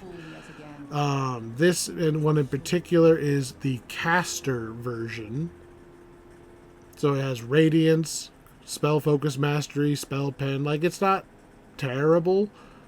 And it's at level 13, which I can't think of a whole lot of, like, weapons at level 13. I'm usually still using the Barovian weapons. I don't think that these are going to unseat the Barovian weapons. But they are something. We'll have to really look at it when we get a melee version. Because the caster one, it's like, is number bigger than number you have? Okay, use number. They're just stats. Alright, we're going to recall. So that's been part 1. That is the first 4 quests. I'm going to take a break, and we're going to go hit the other ones in part 2. Well, so that's 2 things. 1, who was that guy? So the Red Wizards want the area because it's powerful, right? Anywhere where there's like a big magical thing just sitting there, people are going to want it. The next time you're sitting in your house and it's 90 degrees, you're like, man, can't I just turn the sun off for just like an hour? Well, yeah, that's what this can do. This can just perfect climate all the time. I'd fight over that. Wars could be fought over just being able to turn down the thermostat of the world. Political climate notwithstanding.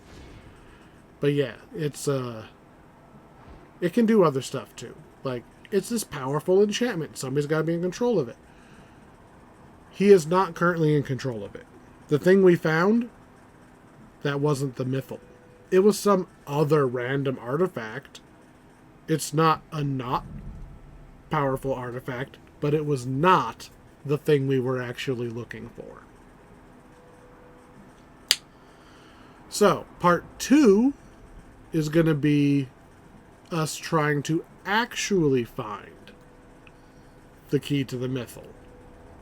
We're going to have to, like, do a little more archaeology, because this should have been it.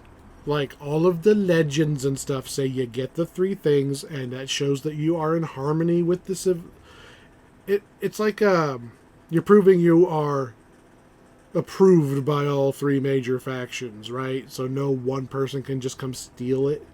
You have to have the icons of all 3. They all approve of you. Then you can go and change the thermostat. That it should have been there, but it wasn't. So, part 2 is we're going to do some more archaeology and try to find out, where is it? What happened? Why isn't that where it was? But I think next we're going to do the spare quests. We're going to do... There's 4 quests that are unassociated. Actually, we might have to do the other ones first, because that's it. Experiment time. Experiment time. Can I exit out this side having finished part 1?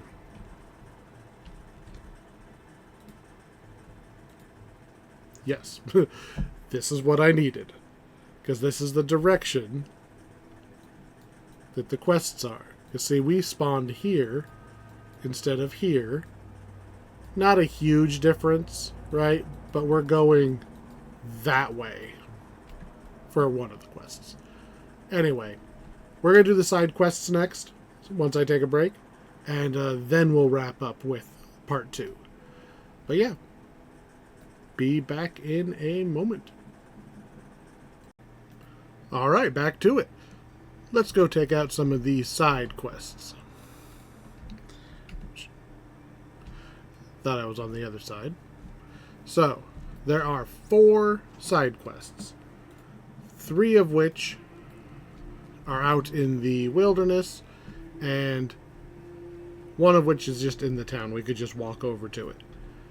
2 of them are pretty easy to access by taking the boat again.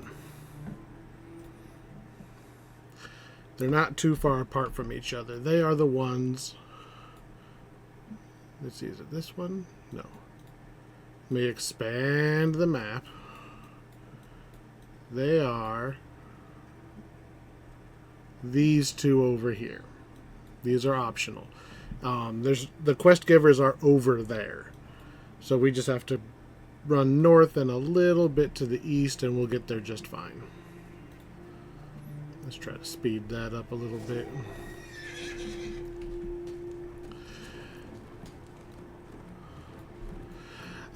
If you've already completed these quests, you can teleport a little bit closer. There's the gate guard will not only let you just walk out that way, but you can say, hey, take me to near where I did that one thing. And it'll put you in the ballpark of it, so you don't have to run it every time. Now, one of these has a very interesting door. It's a little tricky to find if you don't know what you're looking for. So, the whole city, oops, we are way too far down. There's kind of a lower city, upper city kind of thing going on here. There we go. We need to climb. So we need to go across this bridge and uphill a little bit. And then over here to the left, we're going to get ambushed by something new. Right in that spot between buildings, if I remember right. Oh no, a portal with demons. Oops, I should probably summon my weapon. Although you'll notice that unlike most of these demon portals, it spat out twigs. That's not the normal thing that comes out of, summoning portals. So if you go around the building, okay, carefully, grab your free XP scroll on the way. Walk along this tree branch to the tree house. This is the portal to the side quest.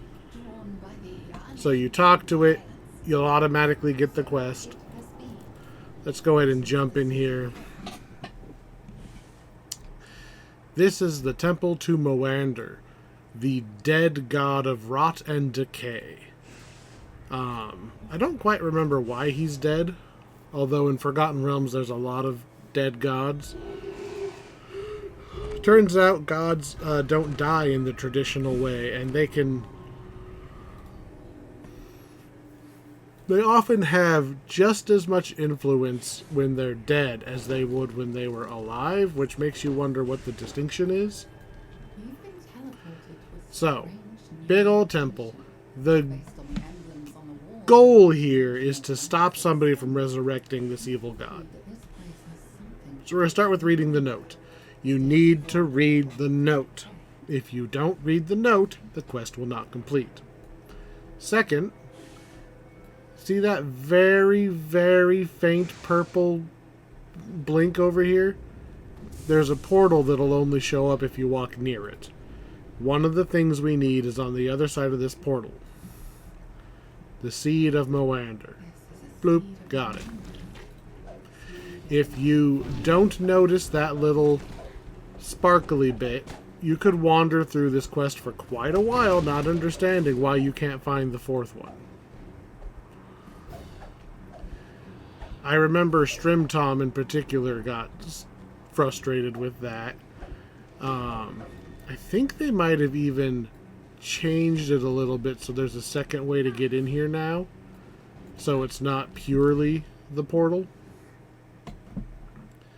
But in any case, read the note, go through the portal, and then we can start running down the actual quest path. It's not a huge quest. Ideally, don't step in the obvious green slime. It's very green and obvious. So let's try jumping the corner. Hey, look, I made it. Thankfully, my weapons are that shadow steel or whatever. They're illusory weapons, so I don't have to worry about this quest being full of slimes. That's something that in classic DDO, you used to have to be very careful about slimes. These days, most of the time, there's not enough slimes to worry about. But there's a lot of slimes in here. You might accidentally break your weapon if you're not paying attention. So, we're just going to jump on these rocks, pull some levers. I'm actually going to cast Acid Resist, since it's very obviously acid. I'm still just jumping straight in it because I'm being lazy. Oh, didn't quite make the jump. I told the hireling to hold still, of course, because the hirelings are not nearly smart enough to jump on the rocks. I mean, I can barely jump on the rocks.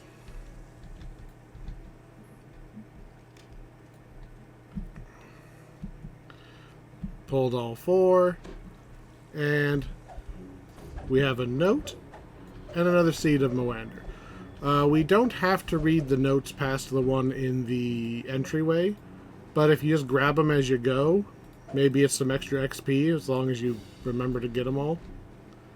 Alright, we're halfway there. It's a little bit of a misnomer, but more like a third of the way there.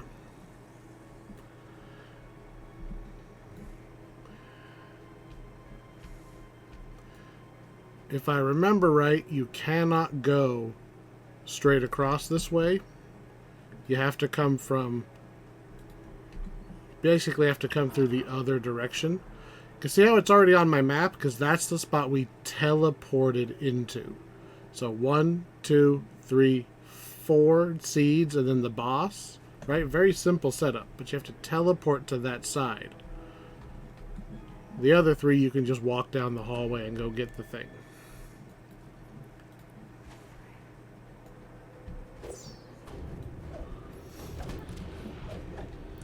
Couple more dead guys. Couple more to be dead guys. I like that it's not just like it's not just oozes, it's also like the needle blights, like decaying needle blights. They've got all sorts of like rot and decay themes going on. It's not just the garbage monster that we normally see.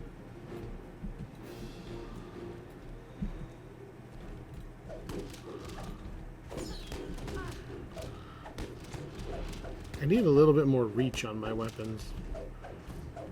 I mean, I know that they're short swords, but still. Oh no, a puzzle. Whatever shall we do? So, I think we need to light up this middle bit. Oh, where's the light? The light's right there. I don't think there's anything that special about it. I think we just literally bring the light. Come on, get close enough. Just bring it down here.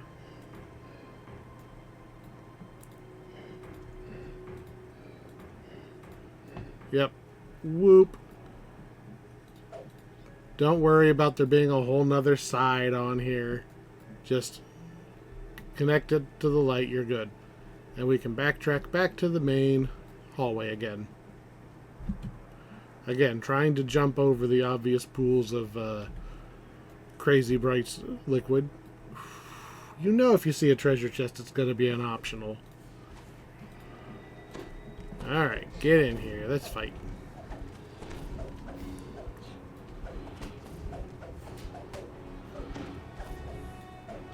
Free stuff for me. Nothing I really care about, but free stuff. Do not step on the big green slime. And now we should just head forward and get the last seed. I swear, running to these quests take longer than doing the quests. Some shambling mounds, also known to be very rot themed. Am I not hitting this one? There it goes. Another note.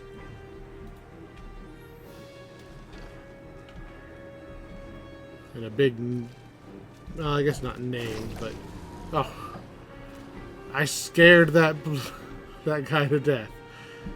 That big pile of walking leaves, we scared him to death.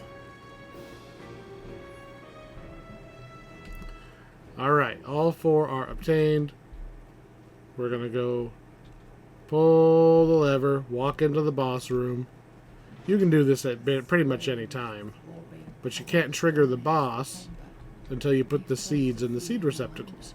Now, because we are here early, we're basically starting the ritual too soon, and the revived god is coming back premature, which means we can kill the they call it the failed vessel, because we wrecked the ritual.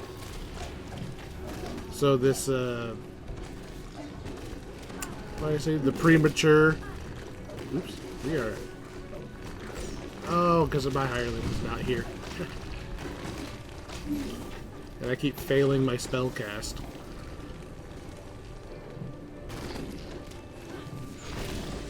How about this time? Hey, look, it worked that time.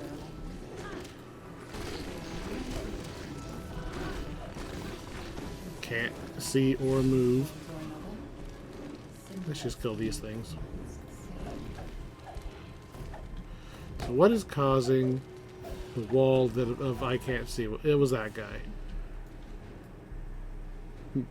We'll just, I'm pretty sure I can raise. Yeah, there we go. We'll just, look, back on your feet. So, probably shouldn't try to talk and fight, especially if all I'm doing is holding the left mouse button. But because we brought him back early, he was incomplete and easily killed. I should probably actually turn Quicken on, huh? Quicken is on! So how did my heal fail multiple times? That's the whole point of taking Quicken, is so that your heal doesn't fail. And it's like, bloop, up, dropped it.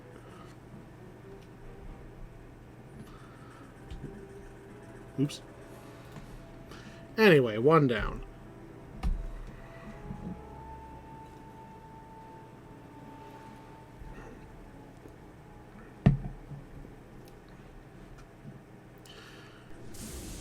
Talk to the portal again, and it'll give you your reward. Now, the next quest is not that far. It's pretty much straight east.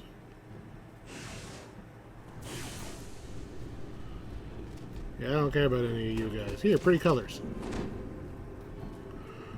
Trees care not for the colors. Fine. Magic hedge trimmer, go.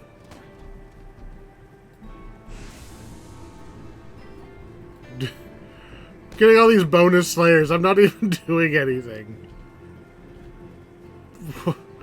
I think I drank one of those slayer potions because, like, I got it in the silver roll and I can't be bothered to store any of that stuff, so I just immediately drink it. Got a couple of those going right now of potion I don't care. Anyway, right up here should be our next quest. It's like there should just be a guy standing around here. Oh, I didn't run far enough. Fine. Get me on my horse. I feel so slow. That feels much better. Remember, even if you don't own a pack with a horse that comes with a horse,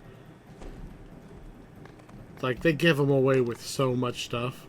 I think they just gave away the, there was a couple of them that they gave, stupid swords, that they gave away for the Year of the Dragon. Doesn't matter what horse it is, just use the horse for the Slayer areas. You go so much faster, especially at low levels. Alright, so here's our guy, Elon Argentdon. I don't think that's your birth name. Do I have to be on the other side? I don't know if that's intended that you have to walk to the other side. I think they might have went, whoops. But anyway, we're just chasing down some drow kidnappers. Because the drow just can't be bothered to not be evil for 10 goddamn seconds.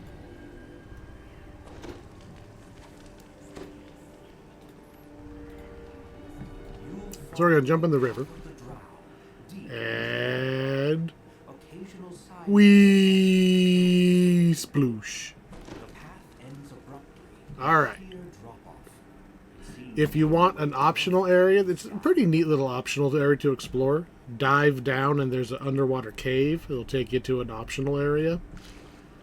But as far as just doing the quest, we're just going to go straight. Most of the rest of this is on a pretty linear path. shimmering magical door. This will take you back up to the top of the waterfall. So this is your oops, I forgot to summon the hireling. There you go. Back to the top. Then you can summon your hireling and jump down again.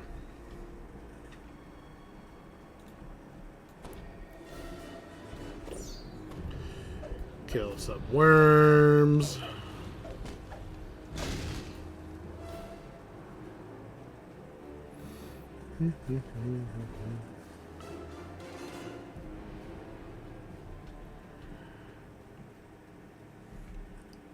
Found a displacer beast. This is probably optional.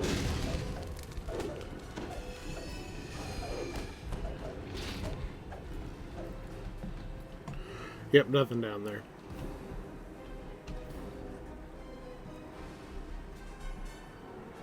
I don't remember this quest being particularly long. The only note I made was that there was a long underwater cave optional. One of the captives must be marking their path. I don't mind that the side quests are a little bit more linear.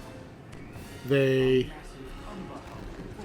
are kind of a way for the devs to... On the one hand, the side quests let them stretch their legs a little bit. They're not as beholden to the original module when they are doing side quest stuff.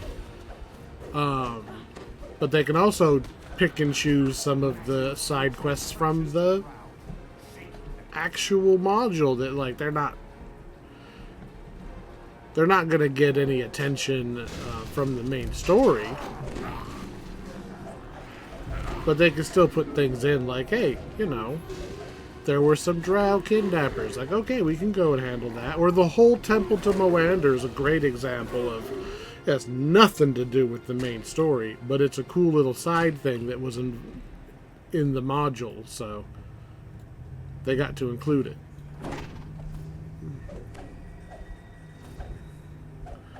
Well, you didn't get to fight back, did you? Shroomies. Mushrooms blanket this cavern.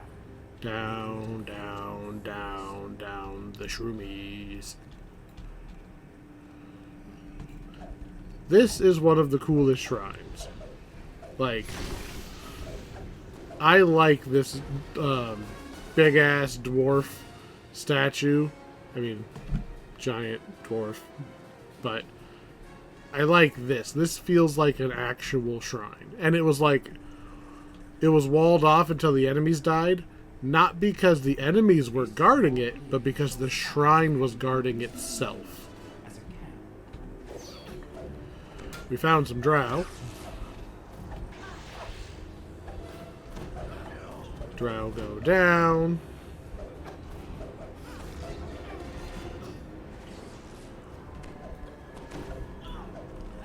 So, trapped chest. Okay. Spike traps all around it. It's also locked. This is the button we need. So on the floor is the red button, and that'll open the back door.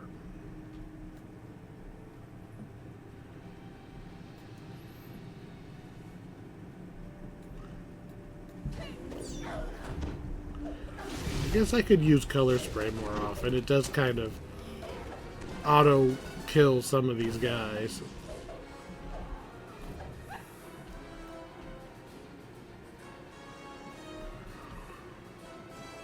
And another pack of bad guys. How about you? Do you like colors? How about we just auto-win the entire combat with one button press? It's not quite fireball to kill everything, but it's still pretty good. Two paths. Two colored gems. Whatever shall I do? You know, I wouldn't be sad if one time they just put both of them down one hallway. That kind of actually happens later in this pack, but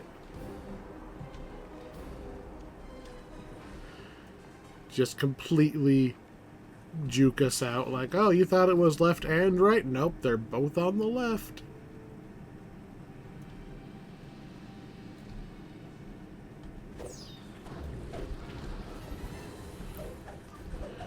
I like that throwing the daggers, it also interrupts the summoning animation so that they are like there for me to hit sooner.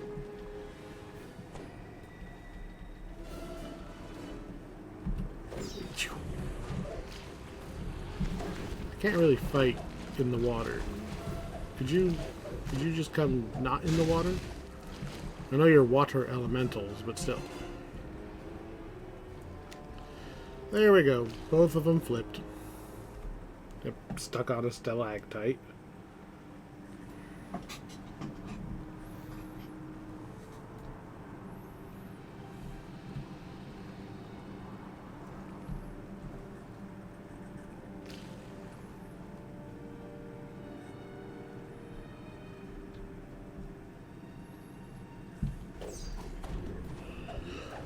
Okay, we should be just about there.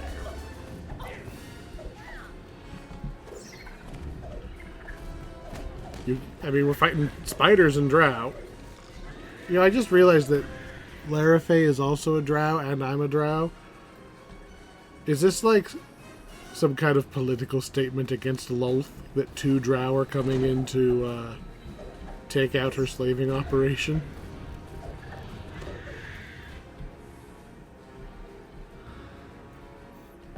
Alright, here we go. There's their captives, and there's the bad guy, and they're like, ah, we've got a hook horror. And I'm like, you know how many of those I auto-killed today? Let's see, are you a red name? Yep. So I'm not allowed to auto-kill it. But I can hold the left mouse button while I take a drink.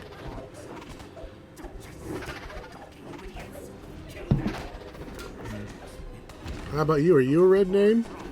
Nope. You dead.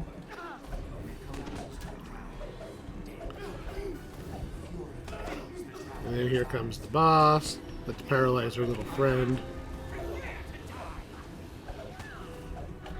Hey, you. No casting. I mean, I didn't even cast Blade Barrier. That would have been a good fight for it.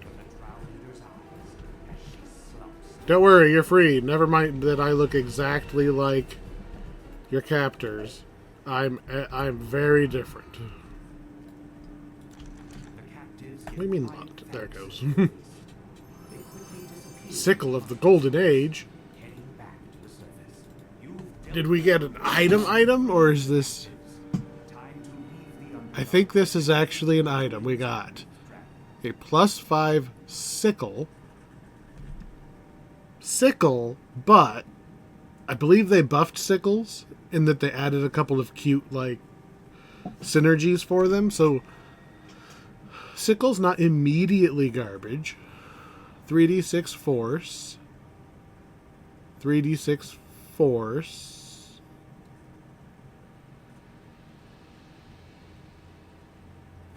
So, it has 2 instances of 3d6 force on hit. And it's Vorpal. And 3d6 untyped on hit. So basically it does 9d6 more or less unblockable extra damage. For the level, that's not bad.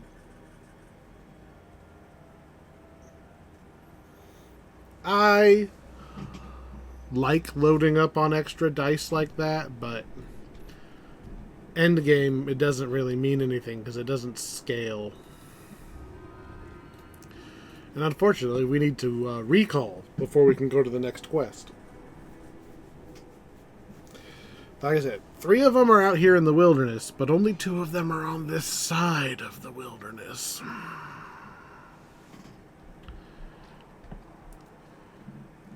Now, since we completed the first half of the quests, we should be allowed to exit this side.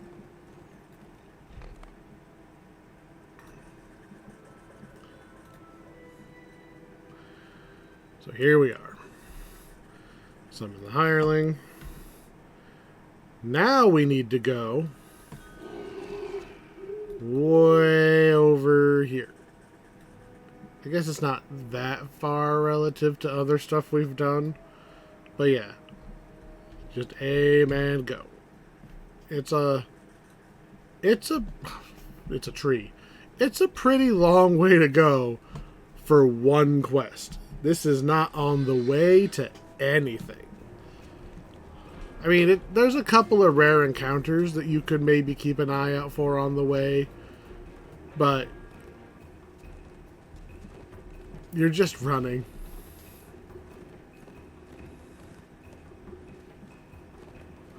More bonus slayers. Because Larafay is nuking things as we go by.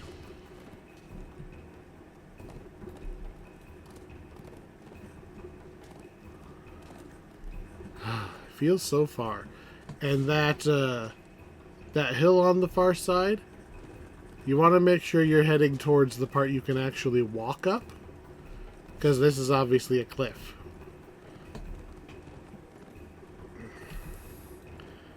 How much further? I don't like having to walk like this. I want to just do the... I mean, I've been getting more and more into a speedrunner mindset with some of these, especially like if you have to grind the quest in order to get a specific piece of loot. It makes me impatient, and impatient is not what you want when running for a solid minute just to get to the quest. So, this is a dragon. Hello, dragon. Dragon is the quest giver.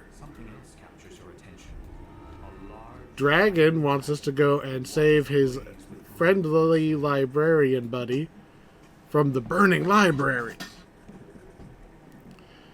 Look, there she is.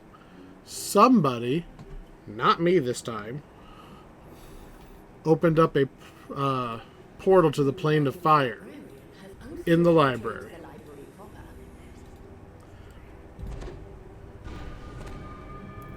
Again, a silly little side adventure thing, and I don't know if this is in the original module or not, but somebody came up with it. It's a fun little quest. It's really far out of the way for a short little romp.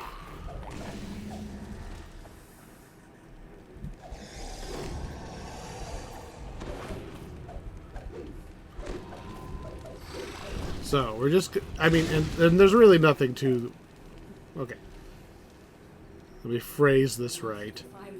There's nothing tricky about this quest.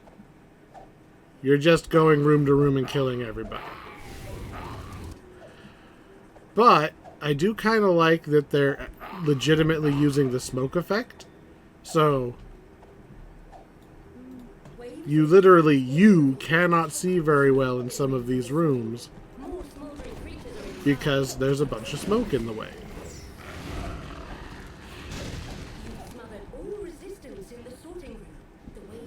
Found a door. So you really do have to kind of cover your eyes and squint to make it through some of the rooms. That's neat.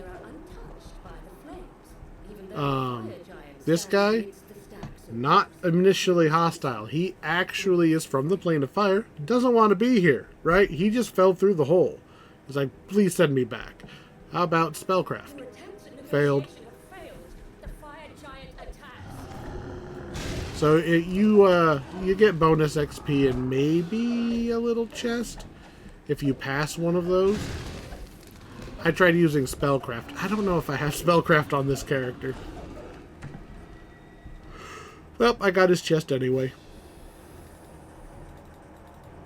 Might have got it without a fight if I had passed that.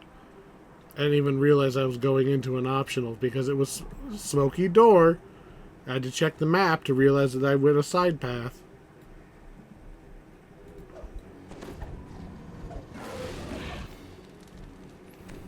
Up we go.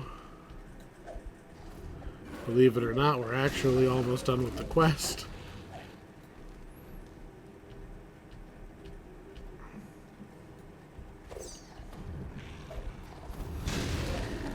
Just take out a few more of those. And you know, I like Comet Fall and all, but maybe you should Comet Fall like this guy.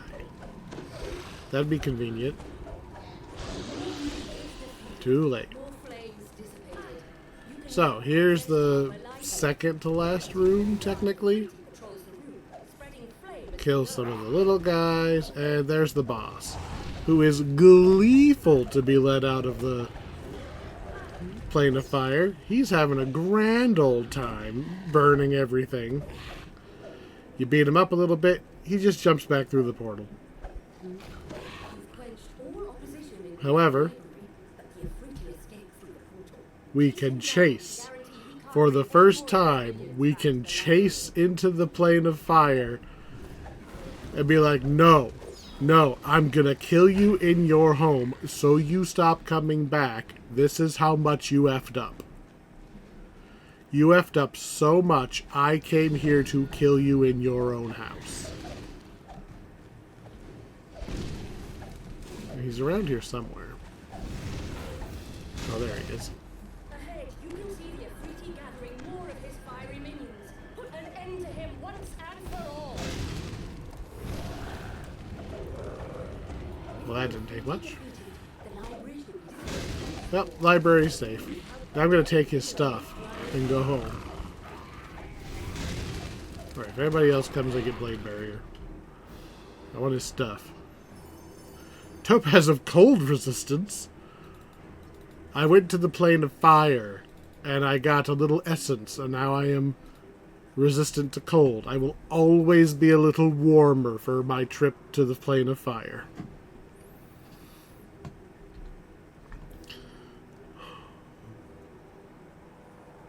We'll tell the dragon, like, hey, I didn't put out any of the fire, but I shut the portal. Did I? No, I didn't even shut the portal. Something else captures your attention. A large, shining dragon. So that is an Electrum dragon. I don't know what an Electrum is. Isn't that the name of the coin that nobody uses? So, like... yeah, because there's copper, silver, Electrum, gold. I think Electrum is between silver and gold. So, like, we know copper dragons and gold dragons. Apparently there's an Electrum dragon. One more side quest.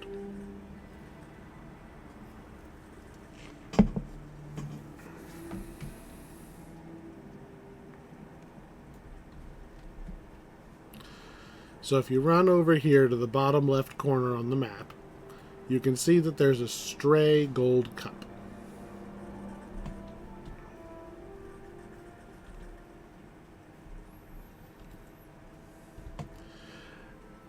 And he's saying that some of the scouts and such are being captured by Ettercaps. Ettercaps were a very scary enemy back in Baldur's Gate 1 specifically. You know, where you'd be level 6 at the time. Never mind my level. But yeah, Ettercaps are weird. And they tend to capture things and eat them, and that is honestly terrifying. I would hate to be eaten, and I would really hate to be, like, trapped and, like, know that they're just saving to eat me for later. So yeah, we'll just go kill all of them and leave their carcasses to rot. Won't even eat them, just out of spite. Look, an elf captive. Look, pretty lights.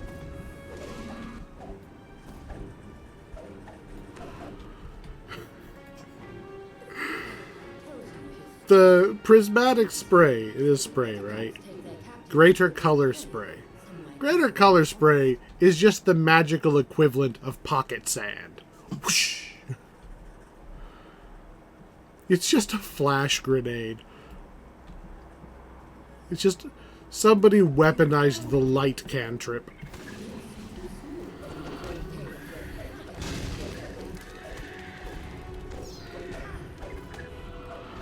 The light cantrip really should do more. Like, I think in at least one edition of the rules, you could legitimately try to cast it on the opponent and it would mess with them. But it's one of those the DM gets to decide. And the DM is all for things being cool and working until the players are like, no, that's not how that works, because they don't want the enemy doing it. Another red name. Spider color. Spider color? Why don't you help me? Would you like to cull more spiders?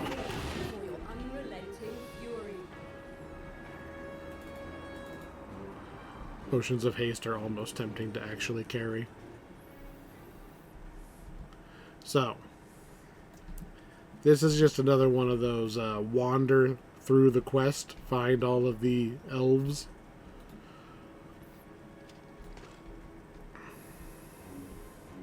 Look, another elf. The elves, I don't think the elves are actually required. Yeah, the elves are marked as an optional. You're probably just going to walk by most of them anyway. I mean, I might as well click on him. You never know when we're all going to get isekai'd into the game, and all those elves and stuff that we saved, that's going to be our lifeline. I think this was the quest. This is it.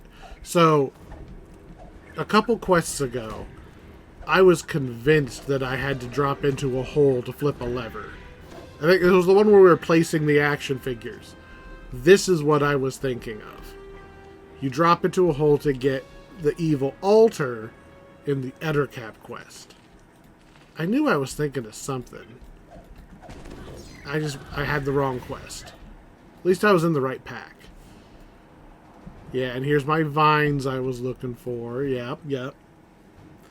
So, did we know we needed to use altars? No. Should we be able to use the altar? Just walk up to an altar and be like, you just draw like a smiley face on it, and the Ettercaps get all mad.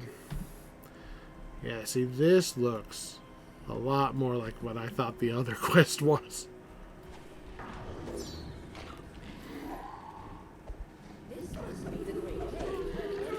Alright, so let's go looking at the map. That's the way we need to go to finish the quest. So we must have to go up here. An owl bear.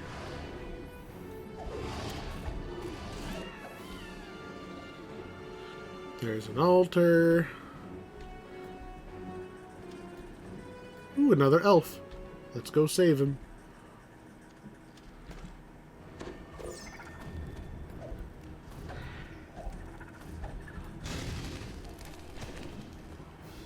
As I then almost walk by him. So there's one more elf and one more altar. And I feel like we're on our way to it. Well, there's the elf.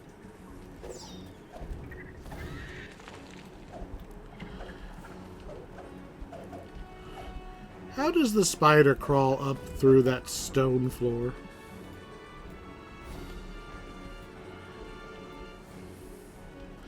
Well, we got the elf. Now, where's the altar? There it is.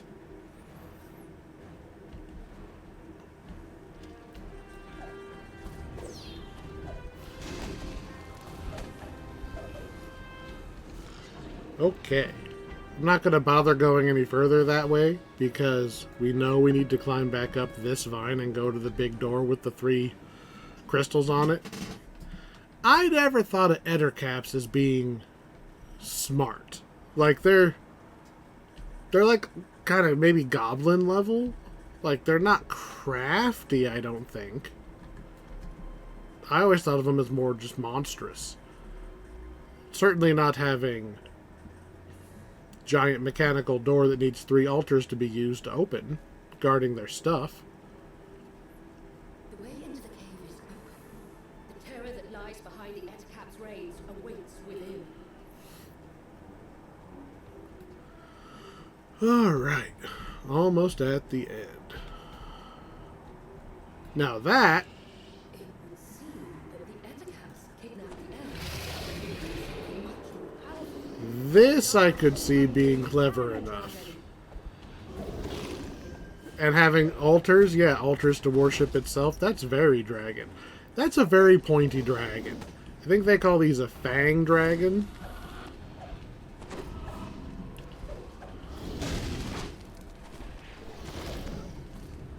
I know that's not going to work. I didn't mean to push that button.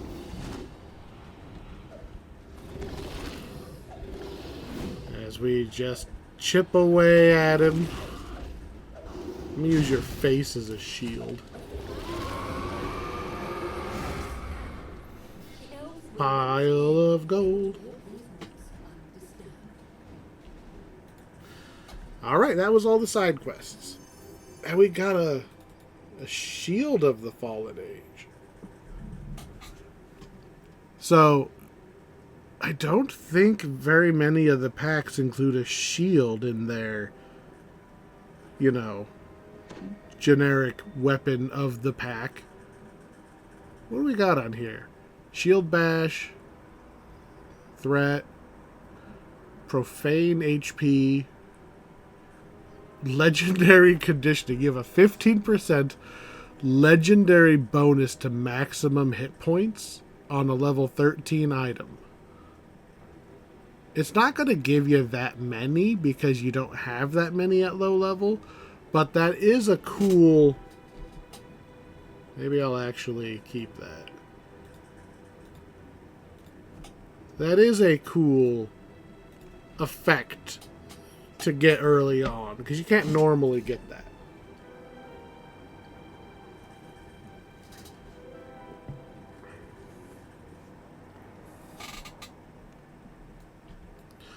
Alright, well that was all the side quests. So,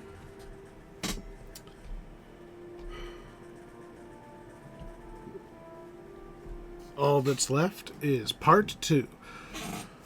So part 2 has 5 quests. Let's give it a shot. Let's just dive straight in. So, first, to catch up on the story thus far, we tried to find the key to the Mythal. It's, you know, the Wi-Fi password that controls all of the climate and everything in the entire city. We got the action figures of power. We found what we thought was the key to the Mythal. Turns out it's just a random other artifact. Red wizards show up, take the thingy, thinking it's the key to the Mythal, but it's not. Now everybody's kind of like, oh, well, crap, that wasn't the thing after all. So, step 1. We need to find out what the Red Wizards are planning.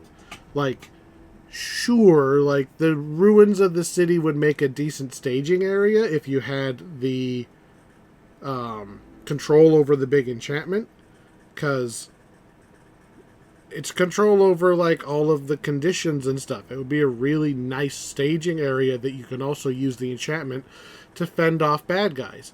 It's not perfect, obviously. The city fell. But, I mean, if you had to pick a spot, it's not a bad spot. And because it's so close to Eveningstar, it's got to be, like, pretty... I think we're in Cormier. So it would be, like, a really good staging area to start an invasion, and I bet you could use the enchantment to, like, power up portals back to Thay, so you could move troops around easier. But we don't know. We don't know. We got to go figure out why they're here. Second, we know they're being led by a lich. We're going to go steal his phylactery. Third, we need to actually know where the key to the mythal is. We need to know where it is. What is it? Because the legend that was passed down wasn't it. So we're just going to go dig up the guy who invented it and cast Speak with Dead. Next. For spoiler reasons, we'll save that. And then the last quest is obviously go and kick ass. So, these quests are more spread out than part 1. Thankfully, because we cleared part 1, we can teleport to the speculum. So take me to the speculum. And that cuts a little bit of the walk out, depending on which quest you are going towards. Canonically, the first quest is Secrets of the Red Wizards, which is in the Irlithium. So let's see where that is relative to us. Nope. Nope. Nope. That one. So straight west.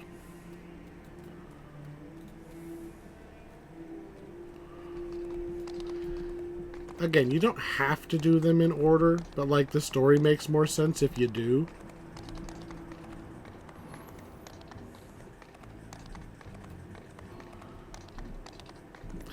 And there is actually a decent twist to the story here.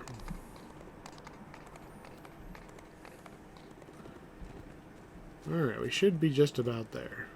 There it is. Alright, Secrets of the Red Wizards.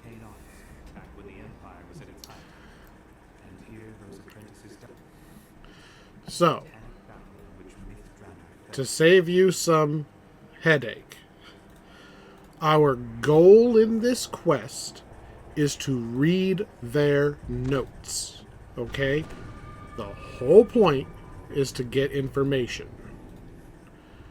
So you have to read the notes. If you don't read the notes, you're going to be backtracking looking for them later. So note number 1 is a gimme. We're just going to go straight towards it.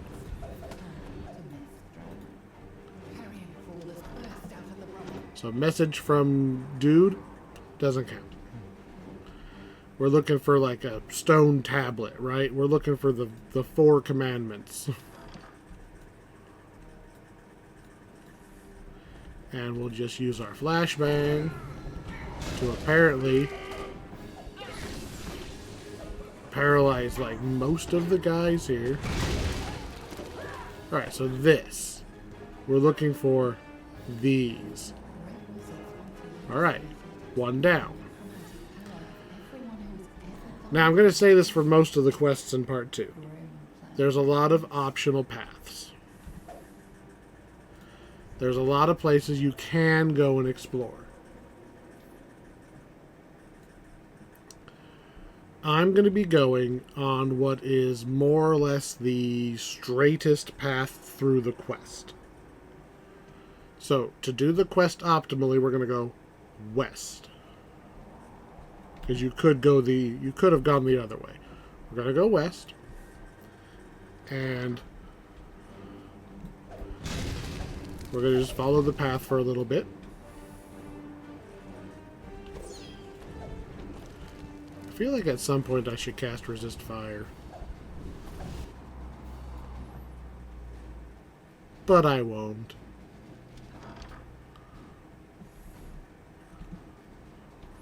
Oh no, spitters.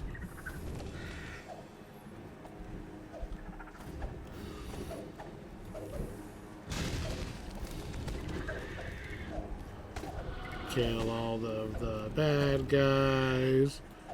So when you get to this ramp, we don't want to go up the ramp. We're going to turn and go this way instead.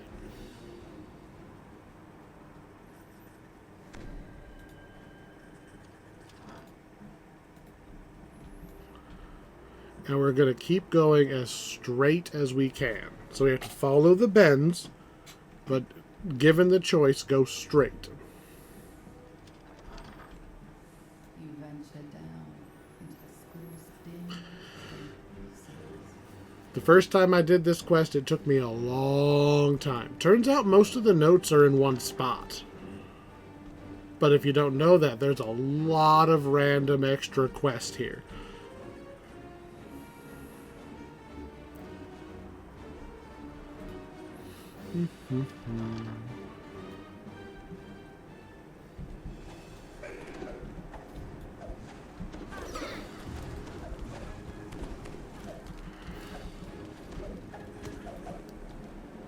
Alright, so this ramp is going to take us up into a different wing of the dungeon. So we basically skipped half of the dungeon by going straight here and taking no shortcuts.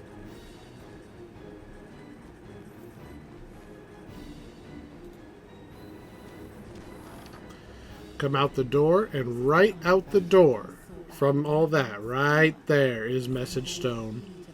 Boom. Now, 3 crystals. Can you guess what we're going to do? So, of note, it doesn't matter what order you get the last 2.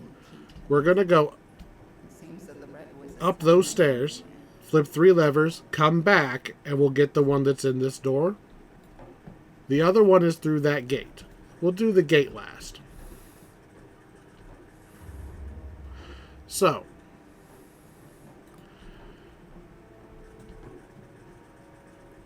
while I'm thinking about it, what we're finding in these notes here is their plans and what they're like, why they're here.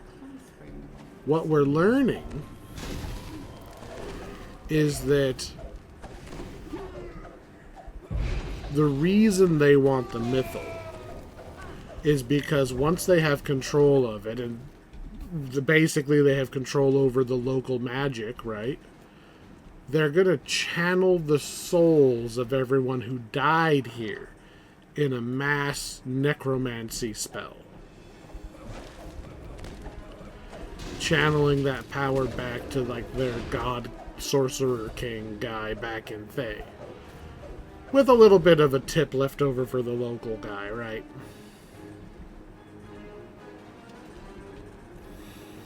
The 3 levers up here, they're the only things you're looking for. Like, this little upstairs section is relatively big. Like, for how late in the quest you would get here, like, if you explored the whole first floor, you're like, man, this quest is still going. But if you just cut your way up here. Oh, come on. Hopefully Larafe can kill this thing.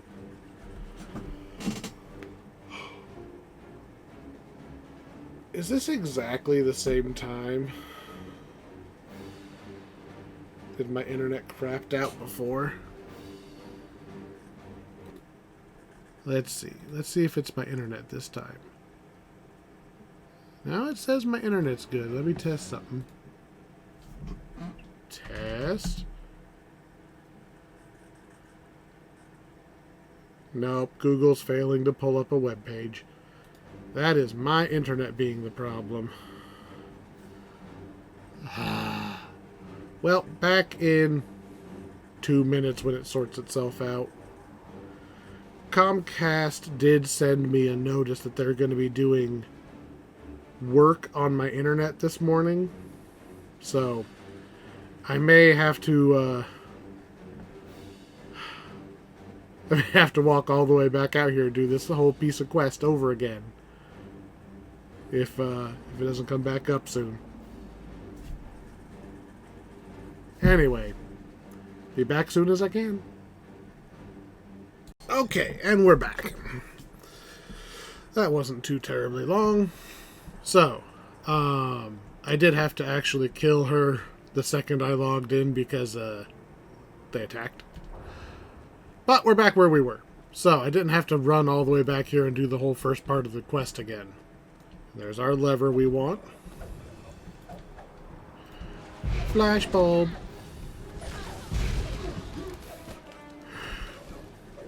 I like to think our drow is just like pulling her shirt up and being like, ha!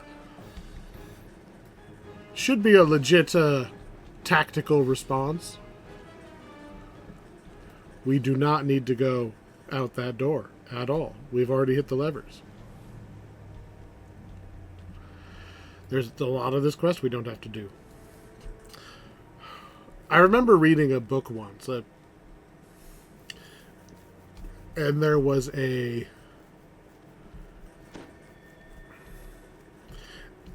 had a squad of female fighters actually do that. Just as a distraction, obviously. But it worked. Just like, look over there. Hard not to look over there. That's... Alright, so we go through our locked door. We get number 3. We get a little treasure chest. A bunch of scrolls in it. And now we'll go trigger the one that actually has the boss fight in it. So, we cannot actually open this door. So what we're going to do is we're going to stand here, be very obvious about eavesdropping, and they'll open the door to kill us. So what did we learn? Okay, so we learned a couple things. One, we learned why they're here. They are here because they want to take the thermostat of doom and channel all of the dead souls of everybody who's died here into a big necromantic power conduit type deal.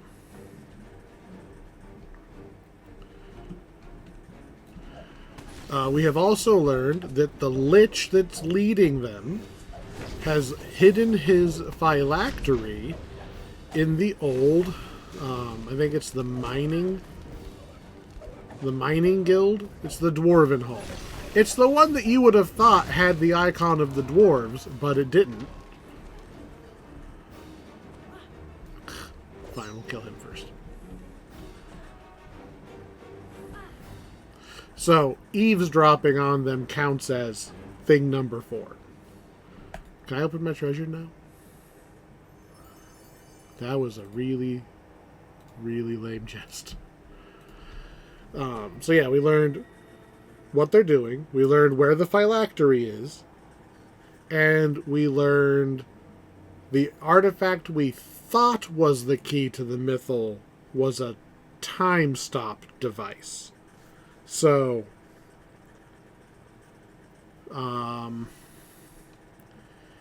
it's capable of casting a very, very long time stop in a very, very small area. Basically, it's a stasis spell device. Okay, so quest number 2. Let's just go get that phylactery.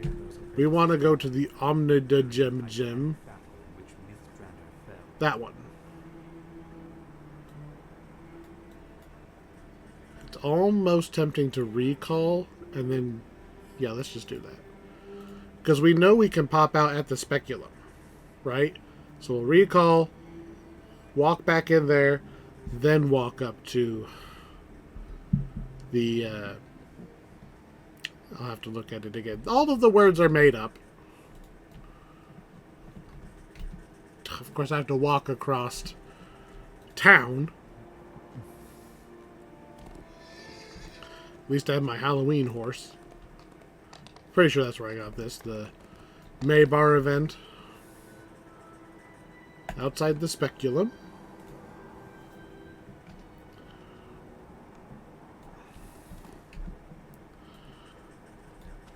Turn. Oop, nope, hireling. So, we cut a little bit of the walk off with some tactical teleporting. Wizards from all over the city once met inside this hall. Here they So let's go get that phylactery. took on apprentices and traded arcane materials. It was one of the last places to fall. We should play Jump the Worm.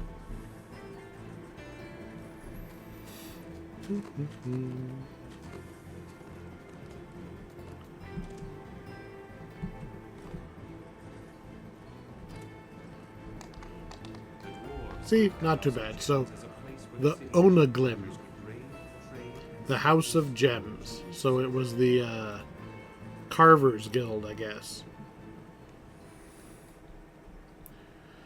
The Lich leading the Red Wizard's expedition has Gem Cutters and Jewelers Guild, yeah. what was once the It's the dwarves. Of course it's the dwarves. that contains the Lich's And before you get all ornery, oh, well, that's racist against dwarves. Dwarves aren't real. And also, this is a very old pack, so... Oh, ow. Watch out for the trap. It wasn't a stereotype at the time because there hadn't been enough... They hadn't written enough of it. That's actually an interesting point. So...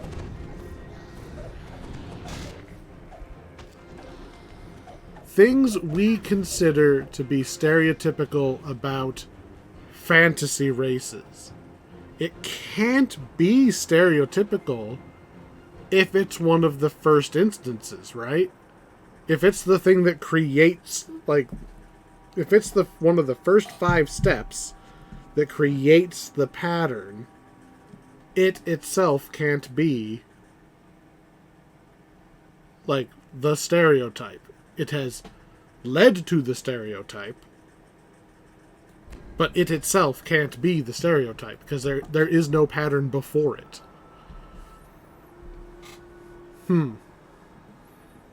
I bet you there's some fancy psychological term for that.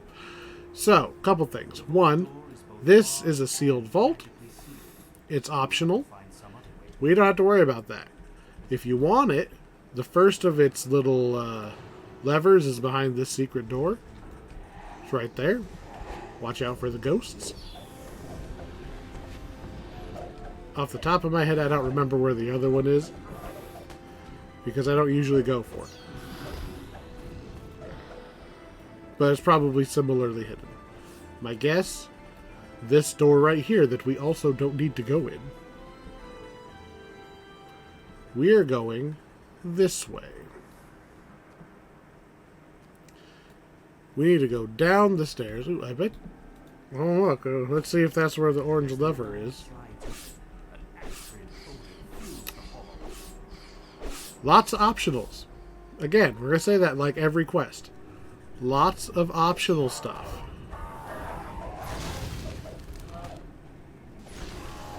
The main path, though...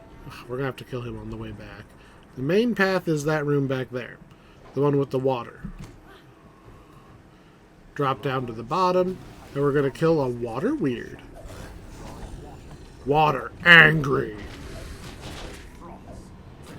That's some hard water right there. It dies, we dive. If you can't breathe underwater, grab the moss patch. And there should be... Where is it?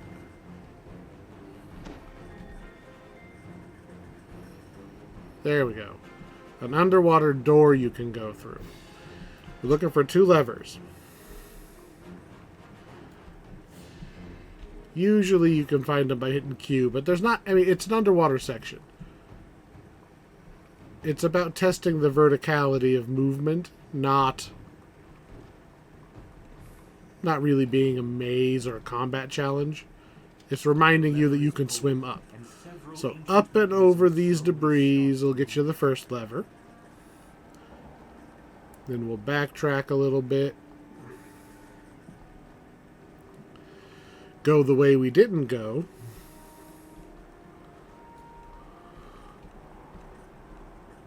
And other side of this door should be the other lever. There it is.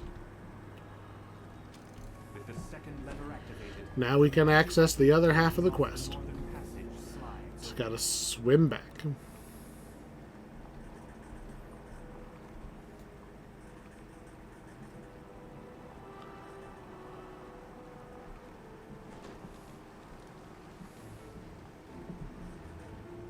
Hey look, that blue Abishai said we were going to have to fight on the way back. He's standing on my platform so that I can't... Actually, you're standing on a lot of nothing.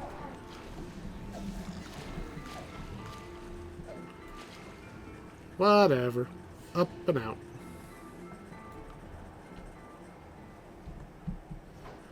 Still a trap there, so I'm going to jump a couple times. Somewhere in all of the rest of this is that orange lever to open up the treasure chamber. I ain't looking for it. We are dialed in on finishing these quests in this sitting. So, hopefully. So we run straight. We're actually looking for another underwater section. I'm not even going to open that door. We're going to run to the end. Because it's almost always just run to the end. Right turn.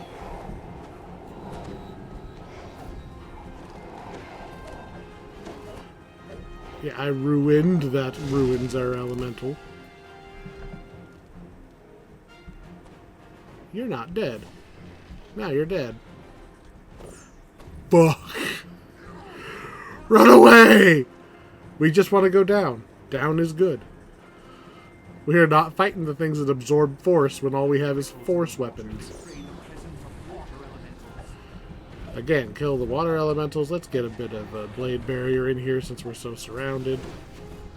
Fuck, they caught up. Alright, into the water, go! They can't catch me in the water. Alright. 2 more levers. Very quick levers. There's one. There's one on the left, one on the right. Avoid the traps. There we go. And by avoid, I mean run through. Cross the hall, get the other one. I typically just surface and use Q to look for them. There it is. Go around these traps right down the middle. Didn't work. Good enough. Out we go.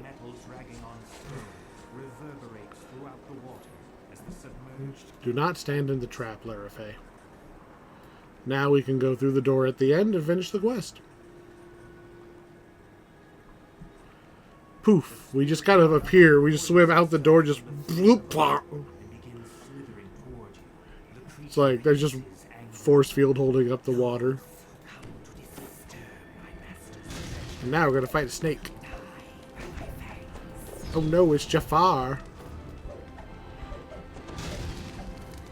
Alright, so we beat up the snake. And the little treasure chest has the phylactery. So, one important thing down. Ooh, an item! An item that actually looks like a real item. Alright. Use magic device. Melodic guard. It has dance guard. You hit me, you dance! Protects against stunning, daze, and disorientation from sound, like sound burst and greater shout. Alright. Resist sonic, and a mythic boost. I don't know how good dance guard is, but it's interesting. At least if they're going to give us an item that's like maybe a little weak, at least it's going to have an interesting effect. Dance guard.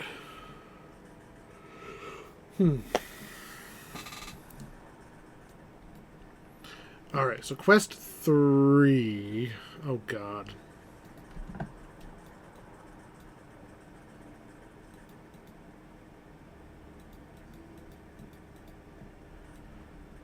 Quest 3 is way far to the west.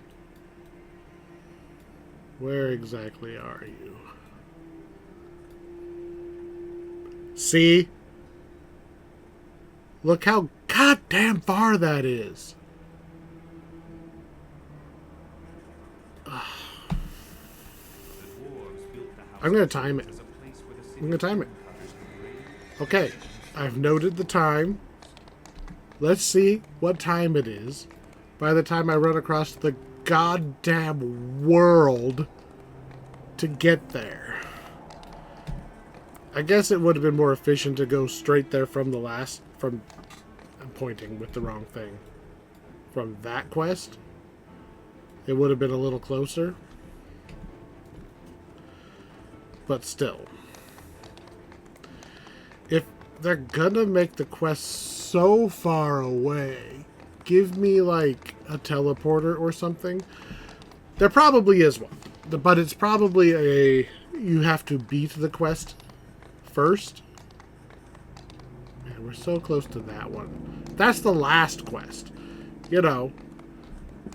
So we're going to pass that one multiple times. Just need to tilt up a bit. It's just so far. And this is on a horse. Right? It was on a horse. It will be on a horse. Imagine you don't have a horse. This is an even longer walk. But you don't have to do the quests in story order. You can just do them in whichever one is closest to you order, and that'll save you a little time. So lore-wise, we didn't learn anything in that last quest. It's a ruin, and that's where he hid the thing. It was an interesting place to hide it. He probably shouldn't have wrote in his diary where he hid it. That's the kind of thing you don't write down and then just leave on a table somewhere. It's bad enough that the one thing that can kill you, because you're a lich, right? The one thing that can kill you is losing your phylactery. And so it's bad enough that you have to hide it and hope nobody finds it. 3 minutes, by the way. A solid 3 minutes of running across the wilderness.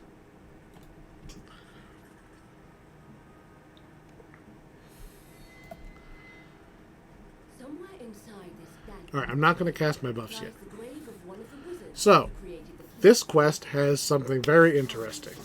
It has a puzzle. find him. So, I love the concept of this quest. What you're doing is we're coming up here and we're casting Speak with Dead on the old gravekeeper.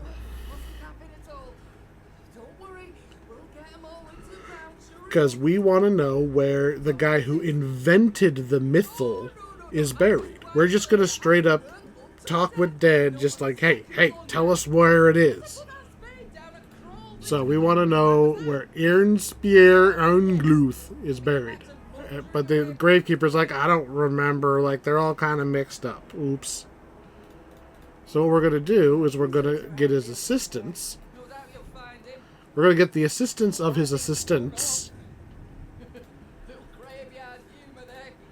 So, The groundskeeper is there are happy. 4 wizards buried here. Now, this is a puzzle, so write it down. Okay? But guesses that the assistant Ongluth, might have an idea. Yelsera, Bryleth, and Helithana. Okay? They worked in mythal studies, alchemy, rituals, and healing. And we know Ongluth was the guy working on the mythal. That's why we're here. So, and then the graves are in the northeast, northwest, southeast, southwest. Okay, so you write it down. It's a 3x3 grid puzzle. So you have the 4 names on one side, and then you have direction, what they studied, and the last piece is when they died. So, on Orth's line, I've already wrote in mythal on study. Like, that's what he studied, is mythal. We know that. That's our starting point. So let's ask the next assistant for a clue. So, the one who did healing arts and the one buried in the southeast, one of them died second, and the other one is Helithana. So Helithana. So there's the healing arts and the one in the southeast. One is second and the other is Helithana. So Helithana cannot be the one who died second. So on Helithana's line, I say not second.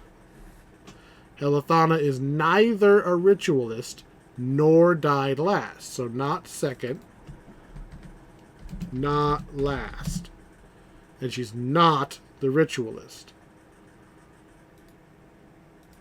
Not writ. Let's get our next clue. Yelsura died first and is buried in the southwest. Great clue. Direction for Yelsura. Southwest. And she died first. Now, remember, Helithana did not die second and did not die last. So she must have died third. So we've actually already learned a new thing. Helithana died third. Of Yelsera and Bryleth, one is the alchemist, the other is the ritualist. So,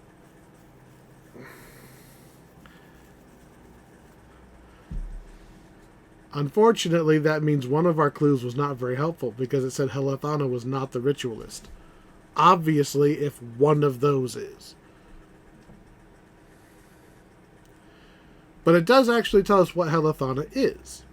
Kind of. So, Y and B, one's alchemist, one's ritualist. All that leaves is healing. Helithana has to be healing, because the other option is the Mythal. And we already know Orth is the guy who did the Mythal.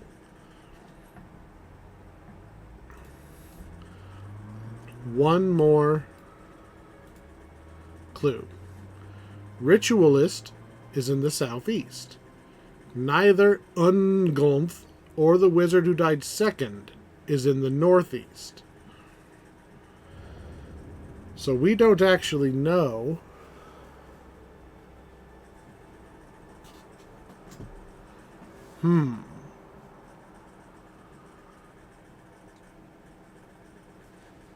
So Orngonth is not in the northeast.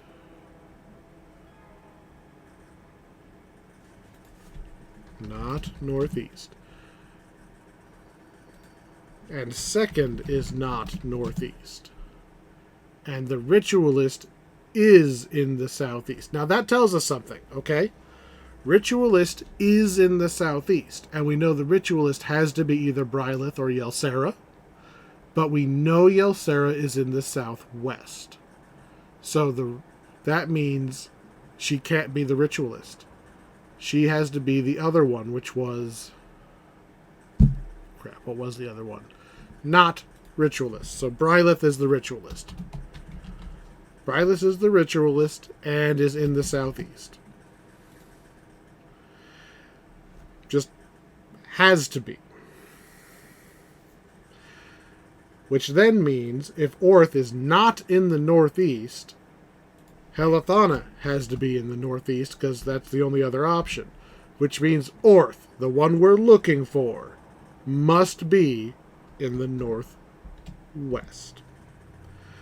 Now, we get a little bonus for figuring out the whole puzzle.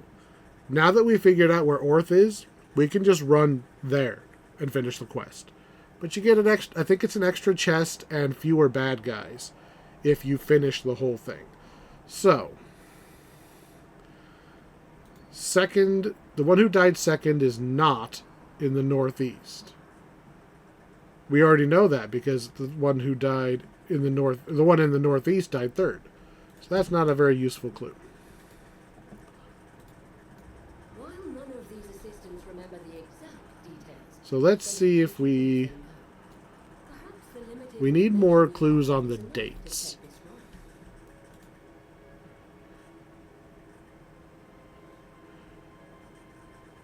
This is what we needed. Okay. The Healing Arts Wizard and the wizard in the southeast, that's Bryleth, one died second and the other is Helithina. Well, so now we know Bryleth died second. Because southeast is Bryleth. Then by process of elimination, Orth died last.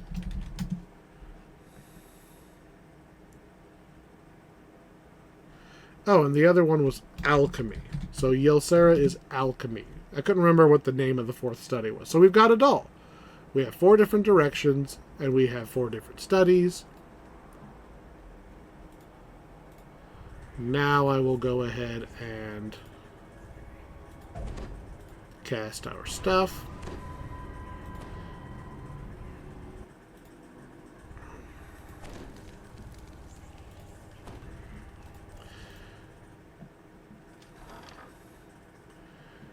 I like puzzles. Especially little logic puzzles. Like, I think the trickiest part of that puzzle is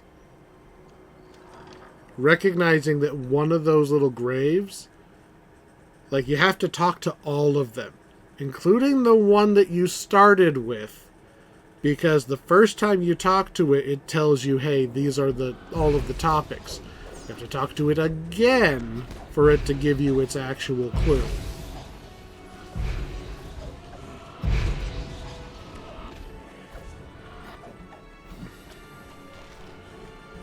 That everything? Okay. I could just walk through the door. It's not locked. If you open that door, you can no longer solve the puzzle. So, northwest plaque. Northwest is Ongluth. He was the Mythal guy, and he died last. Southwest is Ylsera. She was alchemy, and she died first. Northeast is Northeast is Helethana. Gotta put the name in first. She was healing, and she died third. And Southeast is Bryleth, was rituals, and the second one. Placing the final name in its place, you feel a sense of gratitude. We have successfully done the puzzle. And we know we want to go northwest. So north. You gotta kill these skeletons for the door to unlock.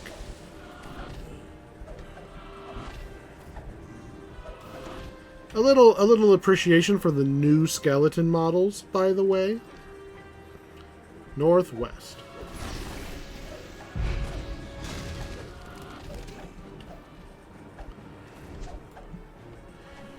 It doesn't hurt anything to go and visit all the other ones. It's just more bad guys, some optional stuff.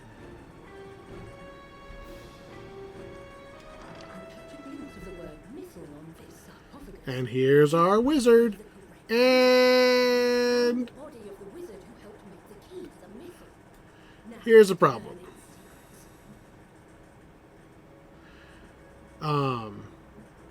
It won't tell us. I hid it in this, so you'll need something to assist you on your path. You'll need it near this chamber. You'll know what to do when you find it. And then there's that bear again. Hello, bear. That's the same bear that ran out of the chamber when we walked in to get to what we thought was the Mythal. Hello, bear.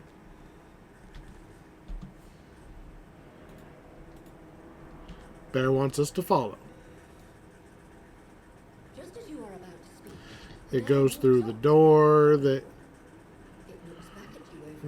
I don't want to get ahead of the bear because sometimes it breaks the cutscenes. It's going to go through this door. It literally went through the door and then opened it. Now we can just run until we get to the end.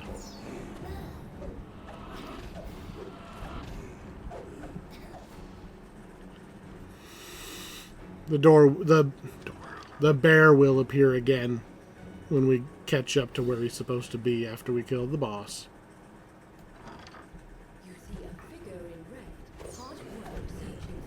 So these Bone Guard guys, you kill them first, and that makes the boss guy vulnerable. Like, he goes down pretty quick without his damage reduction skeleton bodyguard. I was gonna mention this in the previous quest, but the one we fought in the Secrets of the Red Wizards quest, the one where we were stealing all their notes, if you're fighting it on a higher difficulty, he's going to keep resummoning his skeleton over and over again. Unless you kill it while standing in the null magic zone. Something to keep in mind if you're playing it on like Reaper or something. Take advantage of that null magic zone and it'll keep that thing out of the fight after you kill it.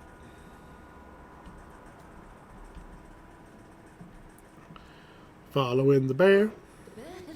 Following the bear. Finding another dude. This guy does not have a guardian skeleton. Instead, he goes with the classic summoning other dudes.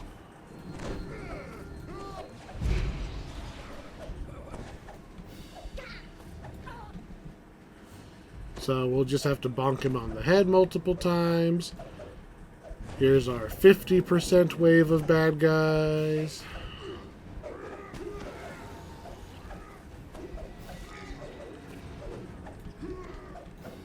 And now to get him down to our 25% wave of bad guys.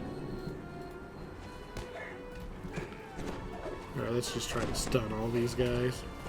Nice.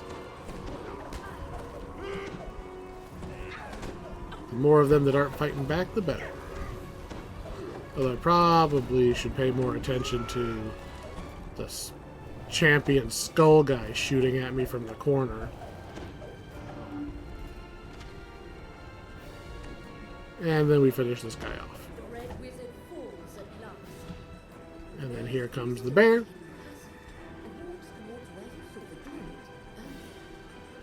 We'll open the secret door. Go, bear. And we have a note. The note has an ancient incantation. It also has a ring, a very special ring. It's a calendar. It's literally like a watch. It's a ring, you twist it, and it's like, boop, it is 12:01. So it's telling us, like, it's interesting, okay? The letter, all this stuff, is addressed to us, specifically. Not just, oh, adventurer who finds this. It's like, yo, Sass, been waiting for you. It's like, okay. So, we came here to cast Speak with Dead and get told where the hell the key to the Mythal is. We got somebody's wristwatch and a magic phrase. And a nudge to go check out the temple of the elven god. Which is a very long quest.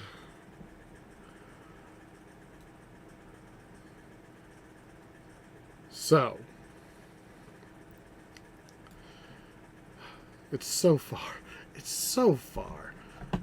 Well, everything is far from over here. We're definitely going to recall. Well, maybe not.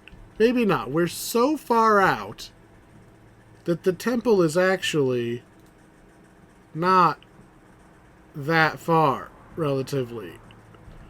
Oh, it's painful. It's painful, but we're going to just... If I can make it up here, okay? There's a good chance that the waist-high fence is going to stop me from being able to actually go this way.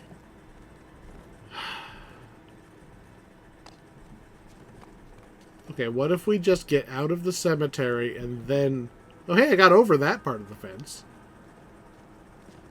Let's just try to go straight up to it. Because that would be kind of neat if I could go from quest 3 to 4 without a huge walk. Makes me think that maybe you should do the fetch the...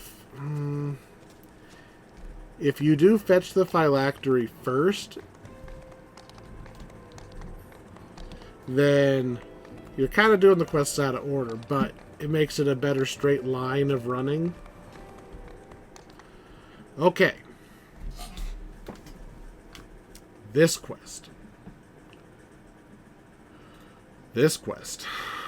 This quest, if you do not have help, I am not kidding, this quest might take you like an hour or two. So,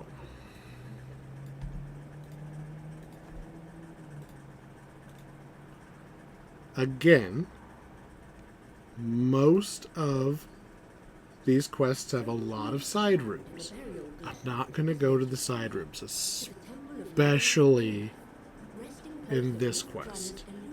We are making a beeline straight through this quest so that you get everything you need and you can explore later.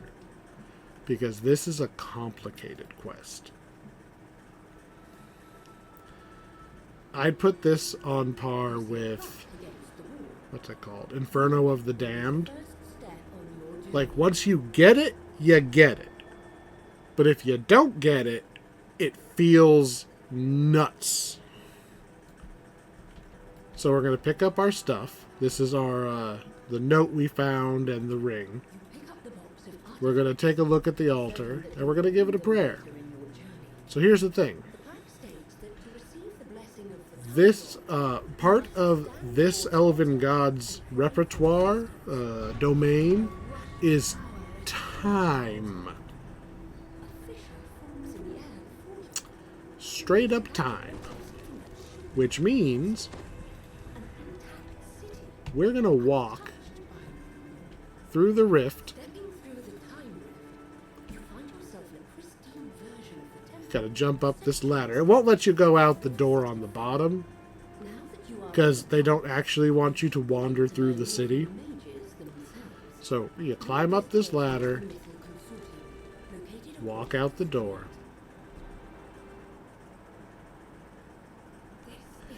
and we are in an intact version of Myth Drannor. No breakage, no half-built things. Everything is pristine the way it was intended. And when we go into the building, the people are here. And it's not a vision. We can talk and interact with them. We are legitimately hundreds of years in the past. So, the gimmick of this quest is going to be you are going back and forth in time to work your way through this mansion. Because in the present, there's rubble and stuff blocking doorways. And in the past, you're just not allowed to wander through the whole place. So you're using the time rifts to go back and forth around rubble and around locked doors and stuff. So, while investigating the secret to the key to the Mythal. So here we go. First thing you're going to want to do. You're going to want to go west. Through this door. We're going to follow it.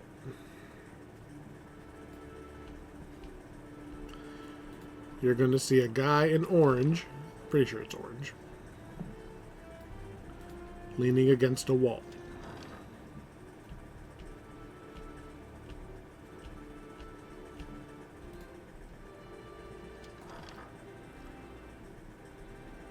Orange adjacent. Talk to this guy. We've learned something. So, talking to him triggers a rift. That's going to happen a lot. Of looking at something or talking to somebody who's going to trigger a rift. We're going to go through the rift. Now we're back in the past. Or the present. Now we're back in the present. So, we're going to continue on. Because, let me just show you. in. So that door right there, we can't go through it. It's locked from the other side. Nobody will open it for us. So we go to the present, and the door is long gone. So we're going to hang our first left. And see this lever? This is one of the levers that opens up shortcuts. Now that we've opened these doors, we can come through these doors from the other side as we're looping our way through this place. So here is that big... we were here before, right? In the past. We talked to the lady up there. We went through that door. This time we're going to go through the opposite door.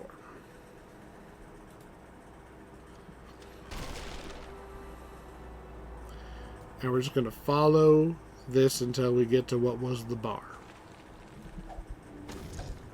At least I'm pretty sure that's what this was. That's what I had written down.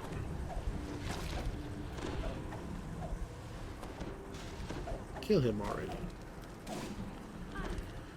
Killing all the bad guys. Doesn't do anything in this room, but... So, lever over here by the owlbear. That triggers a secret door elsewhere. And the rift. So we go through. We're going to talk to this person. Walk through. Talk to this person. The high mages who lead the Mythal Consortium are involved Walk in through some this sort of rift. secret ritual today. That must be the reason why you were told. And I'm following my own notes here so we don't get lost.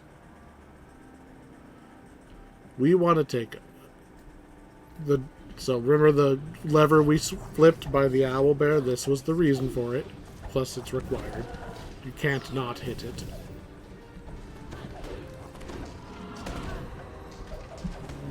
You can't have missed it. That's what I'm trying to say. Because the rift won't appear unless you've hit it. We're going to go through here. Through the next rift. But this time we're going to skip a rift. We don't want that one. That one just goes to an optional. We're going to turn. And kill all this stuff.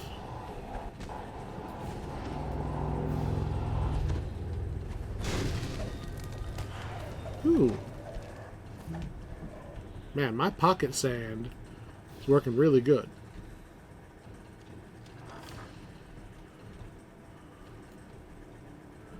Now, when you get to here, we're going to be coming through these areas a lot. Okay? You want this closest door right here. This is the bathroom. Talk to this lady. Grab this jeweled key, then through the rift.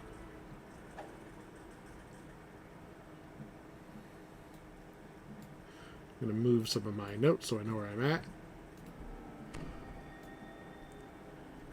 Now, we can go up and over this wall and to the west.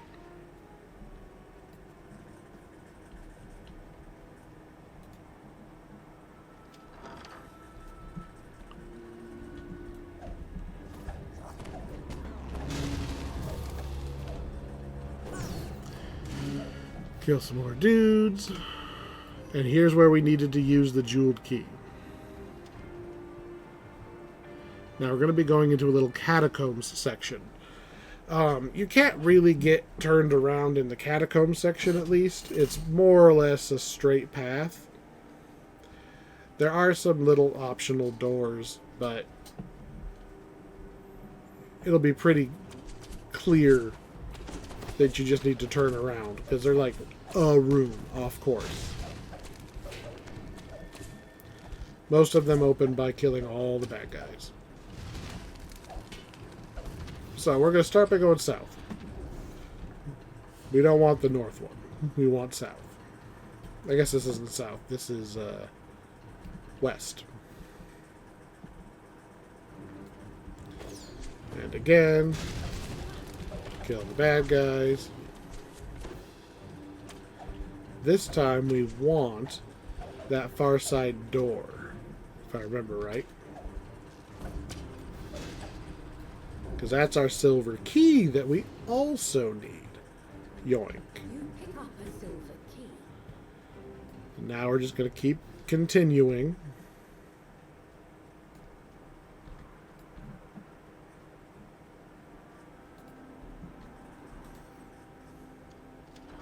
See, this part's relatively straightforward.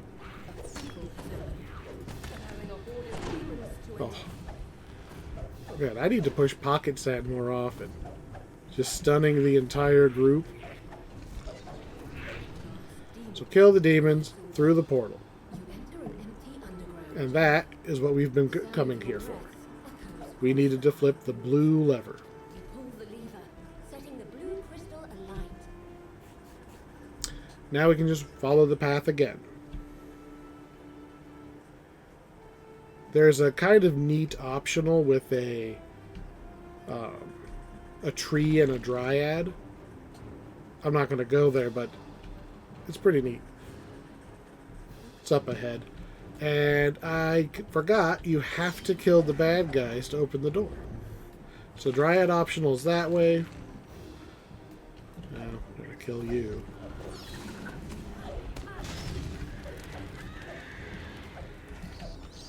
Bad. And now we're just walking. We're walking back. We're walking all the way until we see a door with that blue crystal over it. Because we just opened that door, so that's what we want next. And again, if your party gets separated or you die and have to come back in, opening up the doors means you'll have an easier time backtracking. So the blue crystal door is right here. This is that bathroom we went through, right? So we're right back where we were. We're just going through the blue door now. This locked door is And we're just going to keep going north. crystal. This door needs to be unlocked with a silver There's our key. silver key. You unlock the door. We're going to go ahead and open this There's nothing in this because room it's a but shortcut. But that's not the way we're going. We're going up the stairs. you find an intact stairwell leading to the upper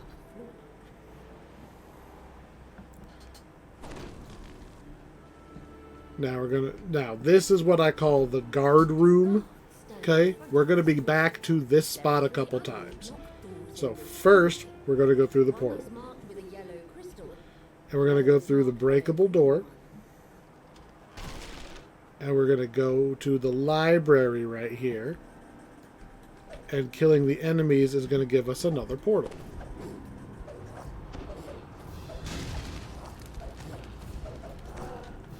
There's the rest of the enemies. Any more? Okay, enemy's dead. We can go through the portal. Now from here, this one can get a little complicated. We want to go south. We're just continuing the way we couldn't go before, right? Using the portals to go in a direction you couldn't before is the whole point. These guys shrugged off all of my stuff, but not Comet Fall.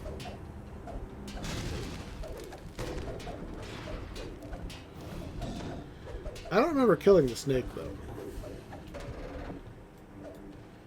Apparently I killed it. So, through the rift, up the ladder, up the ladder.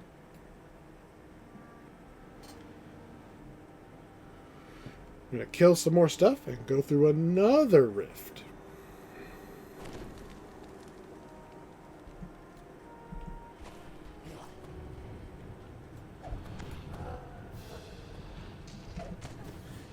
I figured there was going to be more than one dude.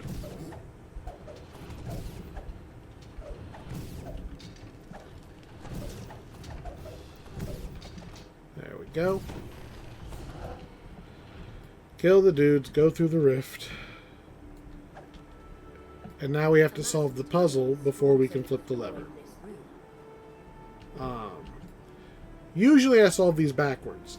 This one is actually a little bit easier to solve if you go forwards.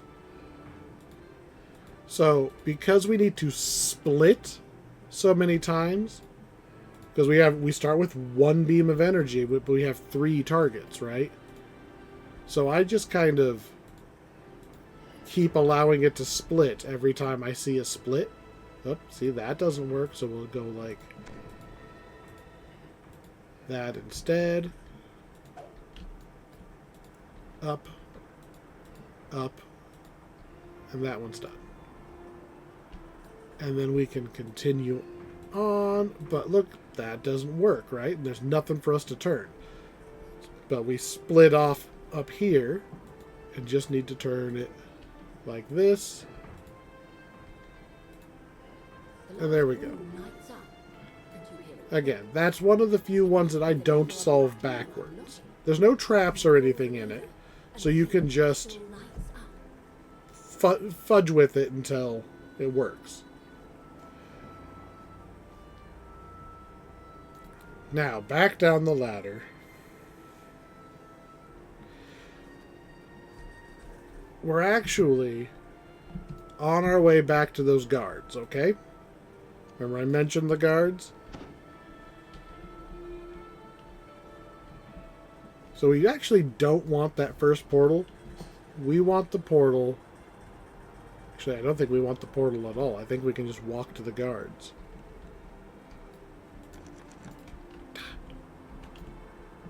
I think if you can pick that lock, it saves you a little bit of trouble. So we'll use the rift, walk through where the door would be, and we're back to the guards. Okay?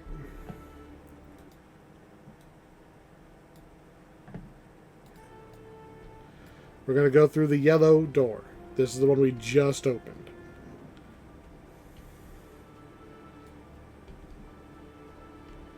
Read the note. That's one of your required notes. Okay? You have to read the note to make the rift appear. Now we're going to continue on to the west, because it's the only way we can go. We could go that way, but... Or that is west. No, this is west. Just continue on. Keep going the way you couldn't go in the time period you were in most recently. That's basically how you get through this quest. Oops, I hit a dead end. Find a rift. Go through. Oh, you still got a worm. Okay.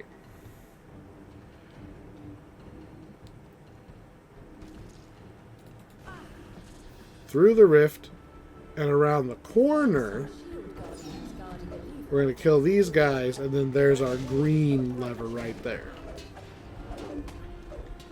Lara Faye is out of juice. Gonna have to actually stop at a rest shrine when I see one.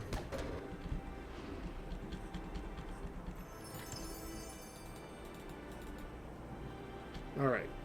Green lever. Now we're gonna backtrack to the guards again. So we're gonna go back through the rift. Back the way we came.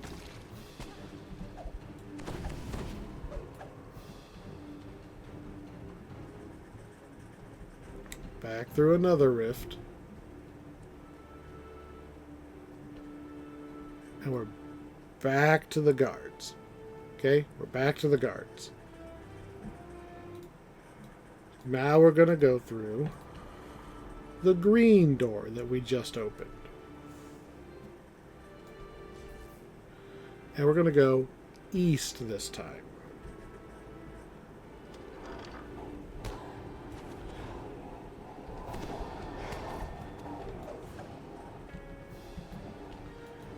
So in order to get the rift, we have to kill all of these. Not that they would have left us alone anyway. Okay, now we have a rift. Kill things again, just to be safe. I don't... Is this note one of the notes? No. But it's good to be thorough, grabbing notes in under the circumstances. So...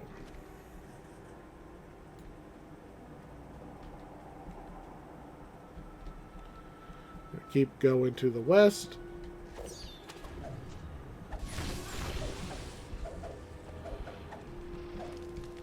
And at this point, you should kind of expect that as soon as this Naga dies, we're going to get a rift. And there it is.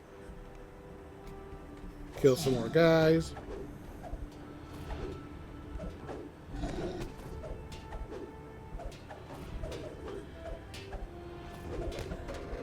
Guys don't go down very fast, especially when I'm not pushing any buttons. And this is the gold key. Now we're going to backtrack to the guards. Turns out the door in between those guards is locked with the gold key. So we've done all of this specifically to get the gold key to get past those two guards.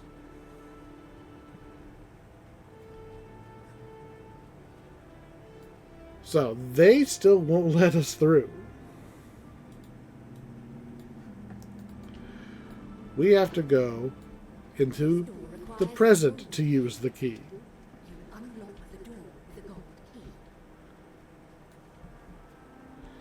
Go through a rift again, and are there no bad guys? Okay. Read the note. See? Do not forget to read the note, or you will have to backtrack to the note. Pick up the key. And we're going to backtrack again.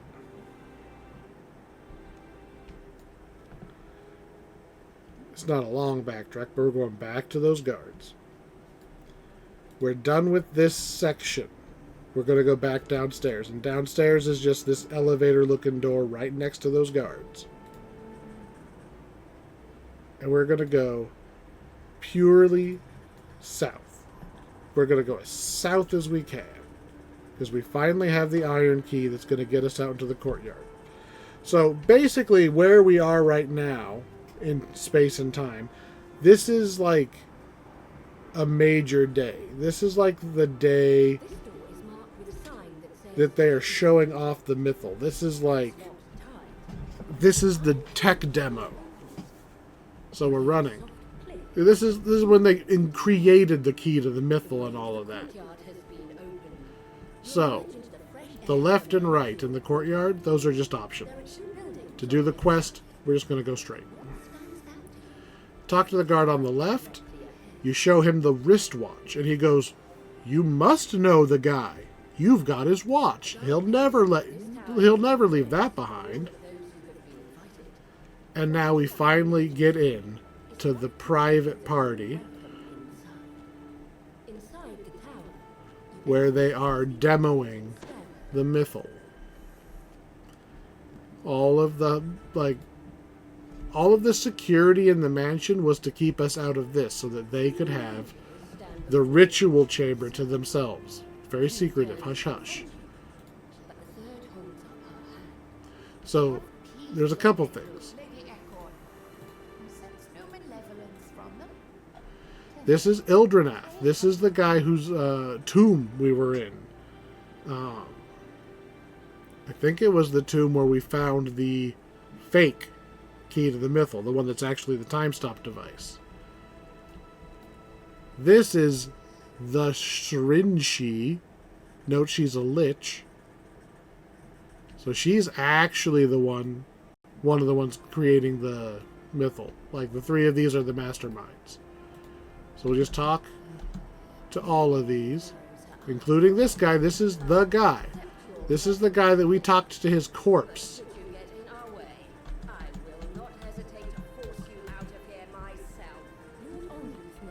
So we'll talk to her one more time. So you talk to all of them, okay? Talk to all of them. Wait for the cutscene to play out. If you rush the cutscene, you might break the sequence of stuff and have to restart the quest. So just let it play. So what we find out, the key to the mythal is not a key, it's a person. A person that was turned into a bear and then locked in stasis. So that little bear has been following us around. Technically locked up in Eldranath's tomb. We must create the key and seal his power. Speak to me about what is to come. To think that an adventurer from a Yeah, ruined that person's not happy we're here. The Lich says, hey, see you in a few centuries. It's up to you in the future to take care of the rest. Our city hangs in the balance. Big ol' rift in time, right? And whoop! Exact same spot. But here's the Shrinshi. She's been waiting for us. legacy of Mithanthor, we forge the key to the mythal. Let us weave his soul into the mythal's core. We're just gonna let the cutscene play out so it doesn't screw up. Control the mythal, sacrificing his freedom to keep the power safe through the years. He will She's basically undoing the magic, so hooray! So we found the key to the mythal. The key to the mythal is that there is no key. There's already somebody in charge of it. He has control of the mythal. Here we are once again. Despite the centuries I've spent wandering this city, I never forget a promise. We don't have a lot of time. So we could talk to him, and he's like, sure, I'll help. Now, before the red wizards swallow this city whole.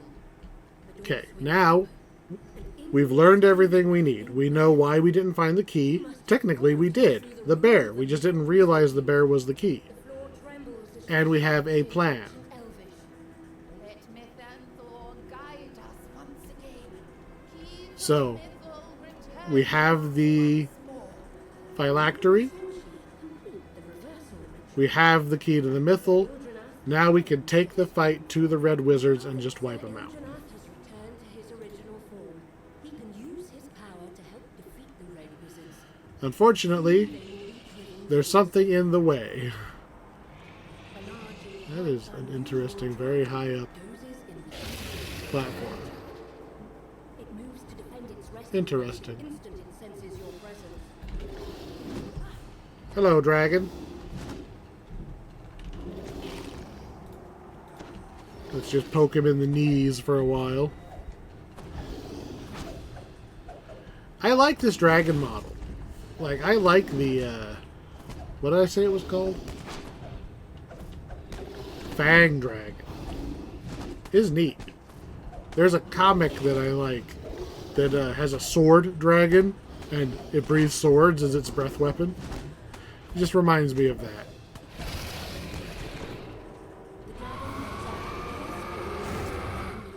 Alright, there's our rift in time. Woo! I don't know why we needed that rift. So you take that rift to take this dimension door.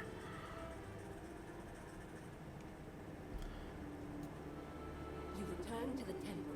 To then use this rift You can go back to the present and onward to your goal of to finish the quest. You step into the rift Now, to the ruined present. that's a long, complicated quest. And I went straight through it, okay? Even explaining things, it took me half an hour. Adventure in the past. You have finally I have failed this quest by forgetting to read a note. operation in I think the one by the Iron Key is the one that's the most notorious one to miss. Because most of the other notes, you have to read them for the rift to appear. But not that one.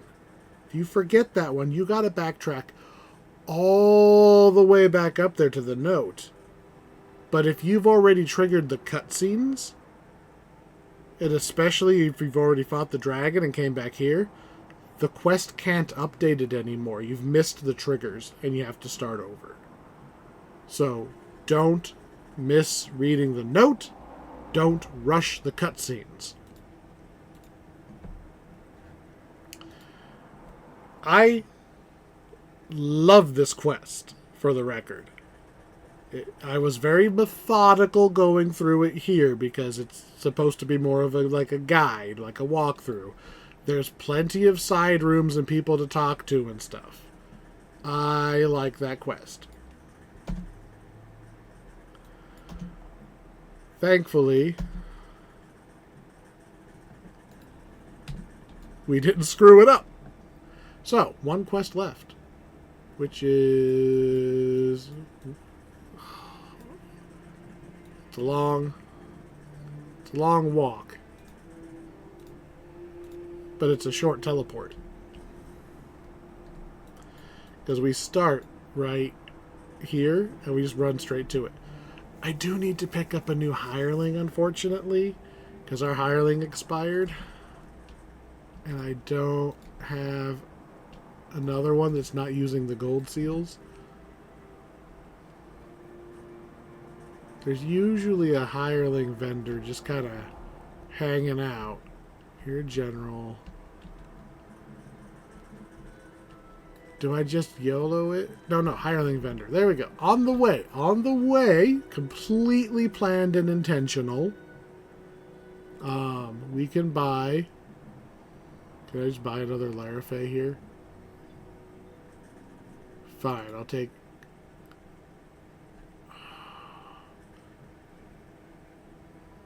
Take this guy. Whatever. He was only going to be there for one quest. So, back to the speculum.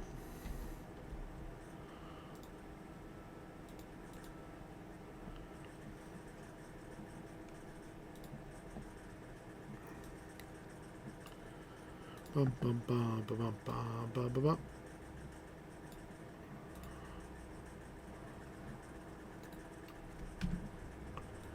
Now we just have to... Well, I guess I should summon the guy I just bought. Before I get too far ahead of myself. But look, straight up, not a huge run to the last one. I'll take it. Now, there is a giant cliff in the way, so we kind of have to go around that, but it's not too far.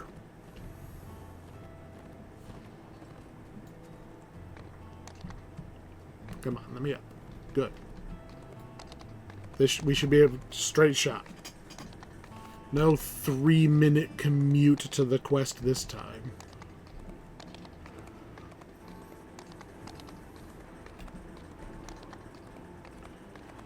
Alright, here we go. Castle Cormanthor.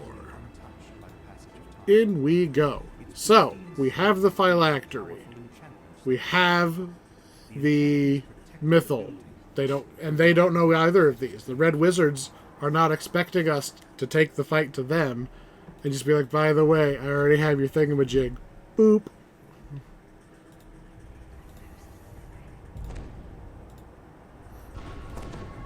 They picked a bad location for their camp in terms of protecting their phylactery, by the way. Super convenient for us. So, talk to the guy. There we go. We're basically in cutscene mode for the first piece of this quest. We need to follow him. As far as I know, there's no way to skip this without potentially messing with the scripts. Get this secret door while we're walking by. Might need that later. Oop. You really can't go the wrong way, because it'll have force fields in the way saying, no, dummy, follow the guy. Follow, follow, follow.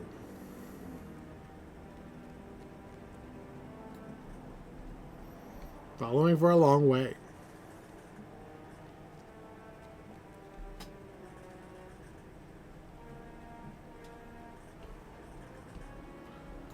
We have to open the door for him because we're a gentlewoman. Oh no, Devils. Somebody hide the Dalmatians.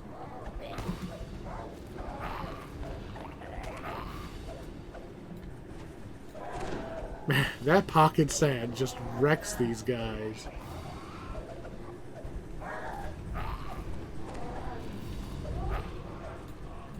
More pocket sand.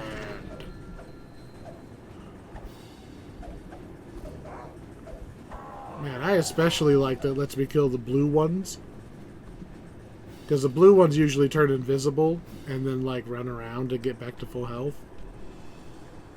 Are you done opening the door yet? Oh, apparently we had another imp. Are you opening the door now? Okay, good. So he is now officially in I'm working on it mode. Now we gotta go get... we gotta go destroy the Lich. So he's working on messing with their ritual. This will reverse whatever they're doing and officially make him only one capable of doing the mythal. It's going to break their connection to it and everything. This is the crest of the sword. We need 3 crests. One of them is literally just sitting here next to the guy. Don't forget to grab it before you leave. Or you're going to be running around the rest of the quest going, where the hell is the other crest?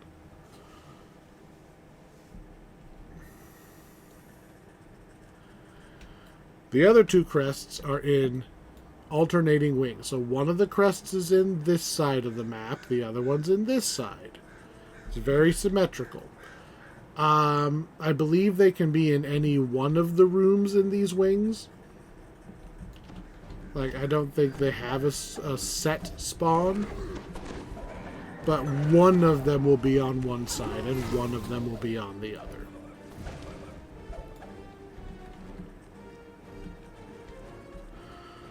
There's also 3 roaming bosses. Well, mini bosses. We'll see if we run into any of them. I don't usually bother opening the doors. I just use Q to look through the door. And I see nothing but door. So I'm going to say it's probably not in that one.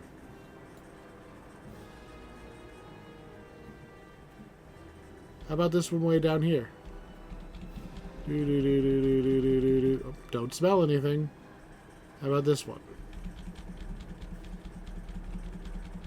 Nothing but doors. Well, I think this goes a little further down and has more doors to look in.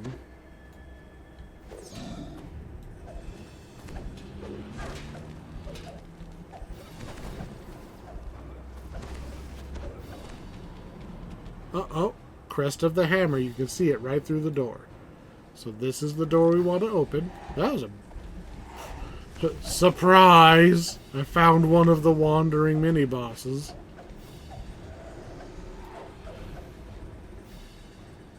Crest of the hammer. Check. Free chest for killing the mini-boss.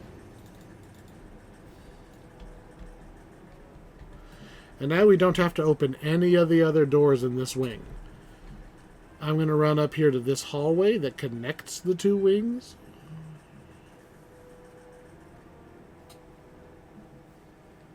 Turn. And now we're going to go find the one in the opposite wing.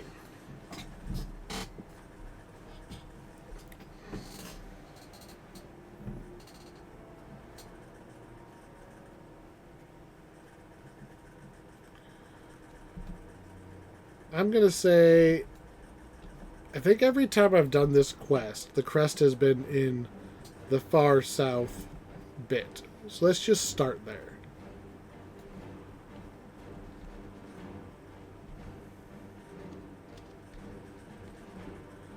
So we take out the whizzies.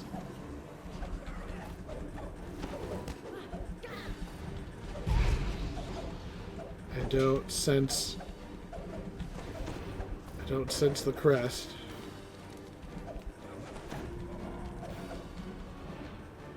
So we're going to back up to the previous door and then... nope, I don't see it. Doesn't mean it's not there. Just means my cheaty push the Q button and ignore the room. Didn't see it. Let's try this first room here, as this technically counts as this wing. Still nothing.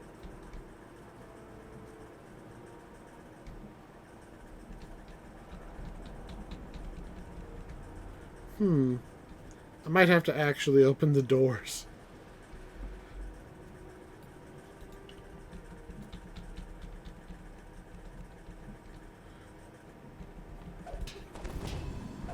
Oh, these just lead to more hallways of doors.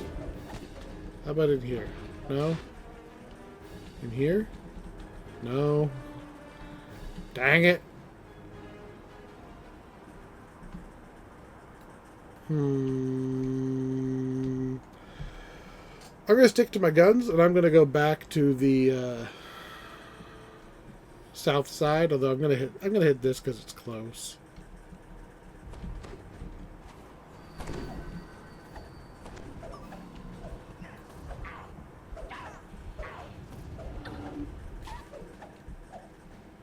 All right. Still nothing. Still nothing.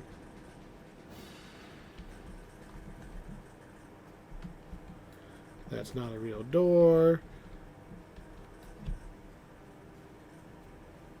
Oh, come on. We're so close.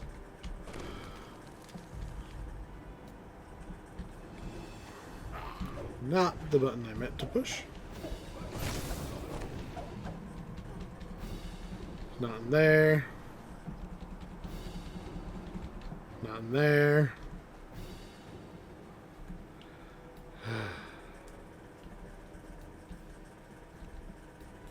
It's gotta be somewhere.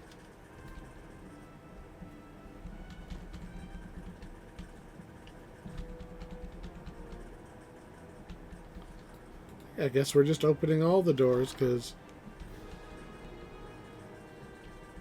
I just am not seeing it.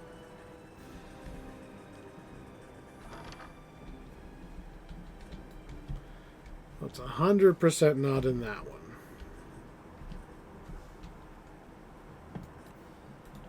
Let's try this one. God damn it. It was just on the ground in exactly the room I thought it would be. I came there first and I just didn't see it using Q. Damn it.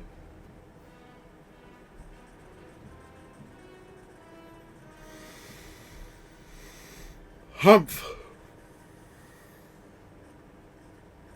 So we're going to backtrack to what's basically the first room. So that big hall we passed right at the beginning, that little secret door takes us behind the triple thrones, and that's where you drop the crests, which opens up a door right behind you, and you squeeze in the corners to go down these stairs. They're kind of hard to see.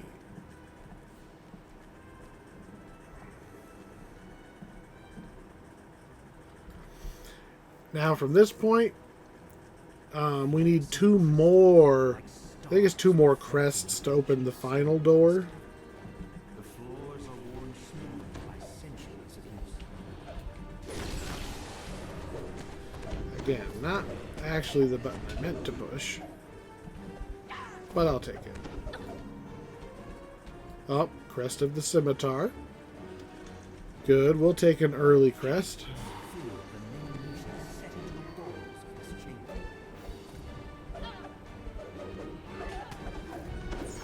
There's a whole bunch of guys who could have gotten paralyzed if I would have held off on my button.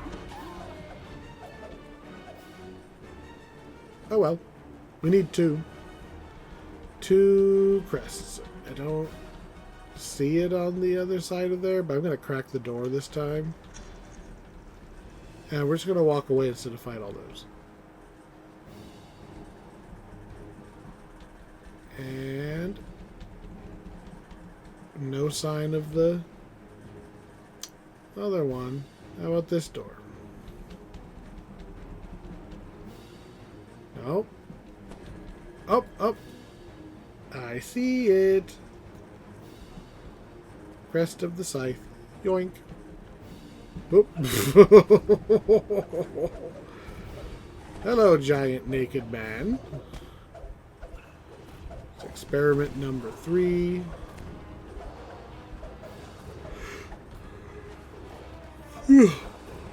Getting tired. There we go. Beat another of the optionals.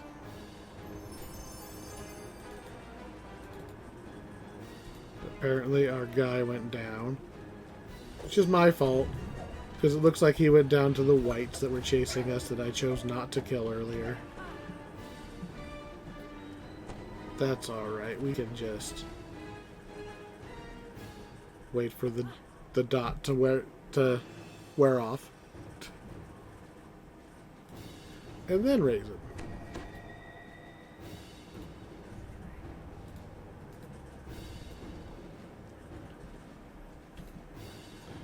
Alright, stupid white, I guess I will take you out. So at this point we really just need to follow the path. You can see on the map those two little purple bits. That's where the crests go. So we can ignore all the doors now, because we've already located the crests. Drop him in.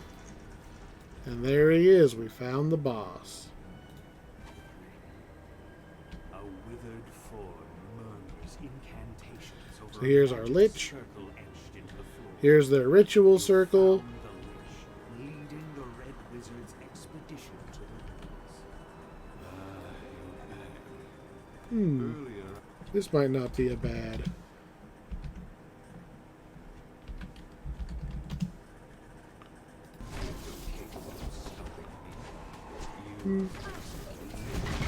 Alright, I guess I should maybe not die while I'm taking screenshots. Alright, let's take out his friends.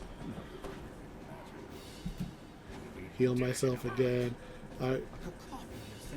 You get really used to certain hirelings. Like, honestly, the other hirelings would have cleared the room for me by now.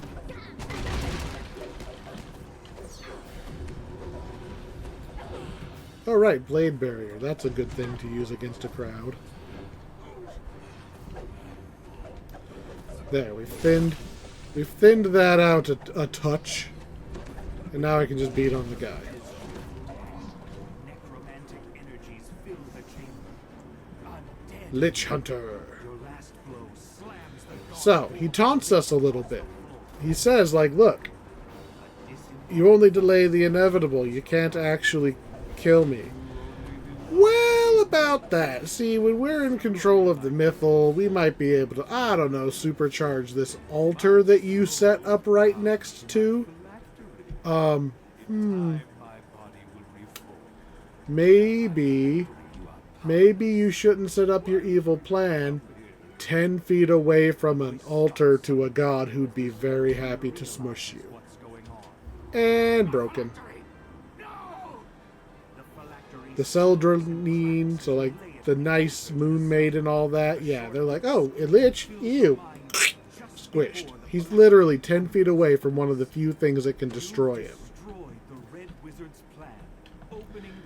Now, he didn't bring his phylactery here. Are you kidding me? Like, his floating head is still yelling at me. And you're gone. Alright. Give me my treasure. Longsword of the Fallen Age. Anarchy. 3d6 chaos. 3d6 chaos. Bypasses. And it has keen. I don't think I like these. Chaos damage sounds fun, but chaos damage is dependent on the enemy's alignment. And you're talking best case scenario, you've got a 50-50 shot of your damage working. Versus holy. Most of the bad guys you care about are evil, so holy works a lot of the time. Castle Cormanthor overlooks the ruins, strangely untouched by passing. Just one of those, like, cool in theory, Powerful enchantments that protected not as much in the practice. enchantments protected the building, They look cool, though. did not prevent the city's.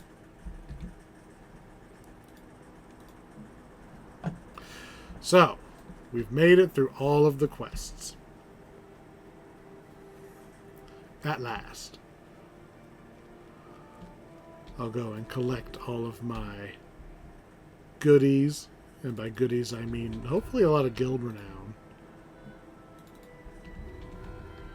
Because my little personal guild is getting really close to getting a new toy in the ship.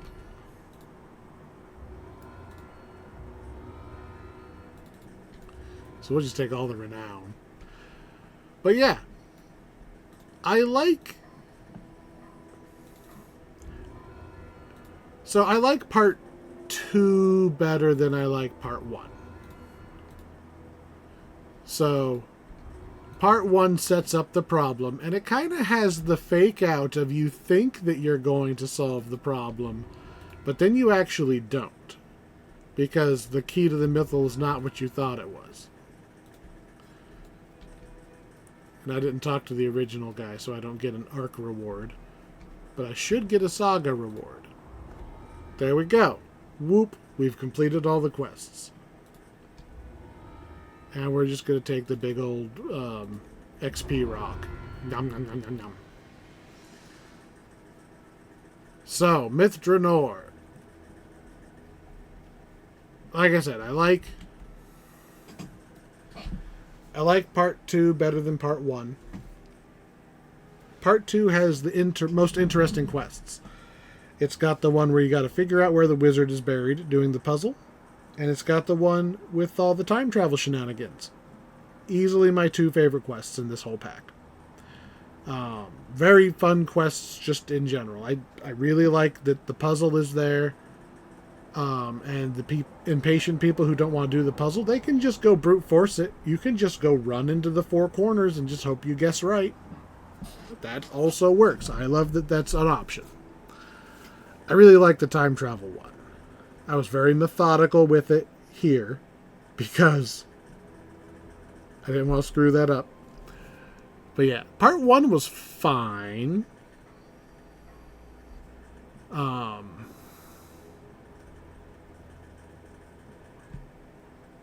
I've heard some people complain that the payoff for part 1 was a little weak because it's more or less just a half-C cliffhanger to lead you into part 2. Instead of being like a 10-part story, it's like a 5-part setup and then a 5-part story. But I think it works well enough.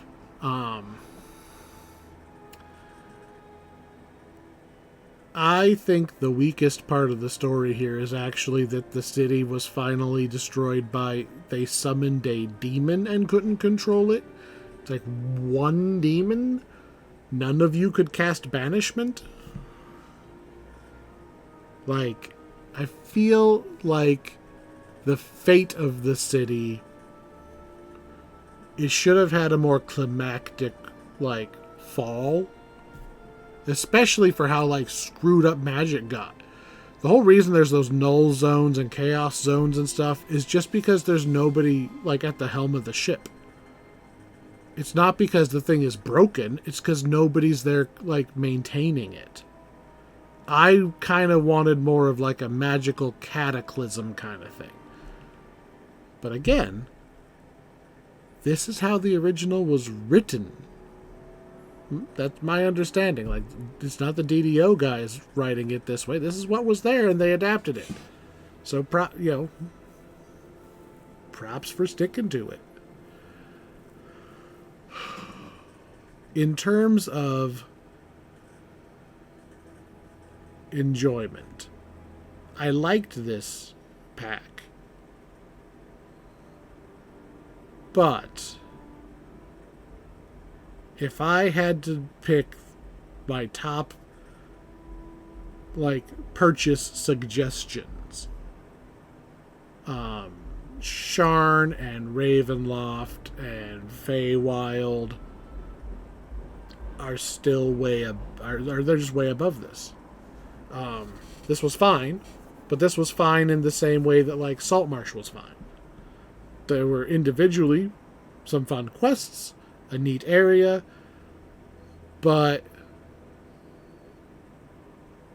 relative to the stuff we already have access to,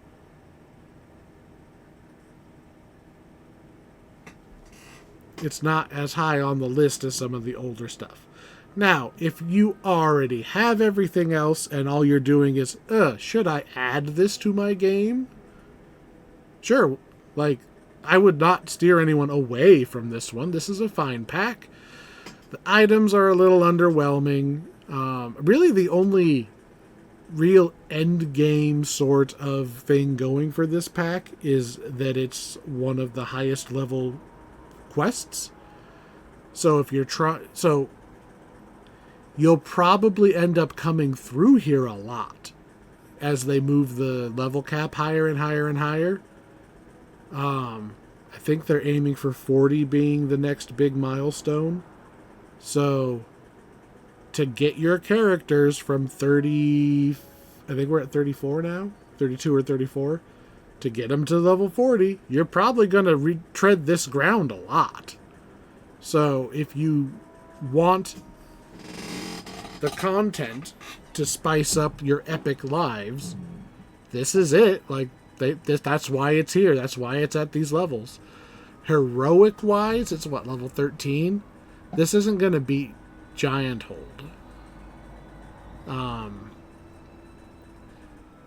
The items are probably technically better, but is it better than running Ravenloft on hard mode and then going straight to Sharn? Not really. Like, I think what's really holding it back is the items. Like, the quests are so far apart. None of the items really stood out to me as like, oh god, I need this. Like, this is amazing. Buy the pack for this item. I don't do augments, so I mean, this is the same problem I had with Isle of Dread. I don't do augments. So, like, the main gimmick lost on me. And I haven't tried farming any of these things, but I have heard of the nightmare of trying to farm an item from the rare chests. No thanks. But in terms of actual quest quality, like the craftsmanship of the quests and the area, it's a beautiful area. This is some of the best. Like, they have squeezed more out of this engine than I thought they could. Like, we're not talking Fields of Wildflowers and Feywild pretty, but like, this is probably like right up there, like just under Feywild in terms of, ooh, this is a pretty area. Like, the houses and the little atmospheric effects. Look at the sun coming through over there. This is a pretty area. They did a lot of work on this. And my characters will run through here. I'm not going to avoid this area like I avoid Restless Isles. Never touching Restless Isles. Screw that.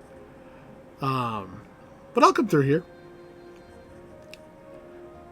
Not going to run the quests in the right order. I'm going to definitely go, what's the closest quest, and try to minimize the run between them, because they're so spread apart.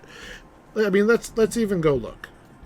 So now that we've completed all the quests, what are our teleport options? So the west gate takes us either just outside or to the speculum. I don't suppose Drannor. No, you're the raid. Oh, I guess that's worth mentioning. I don't do the raids, so this raid might be amazing and I would never know. Hireling vendor. I'm just kind of looking to see what our teleport options are. Does the boat give us anything special? Nope. Last option is the little one down here. I'm pretty sure this one just takes us closer to the two side quests, but maybe I'm wrong.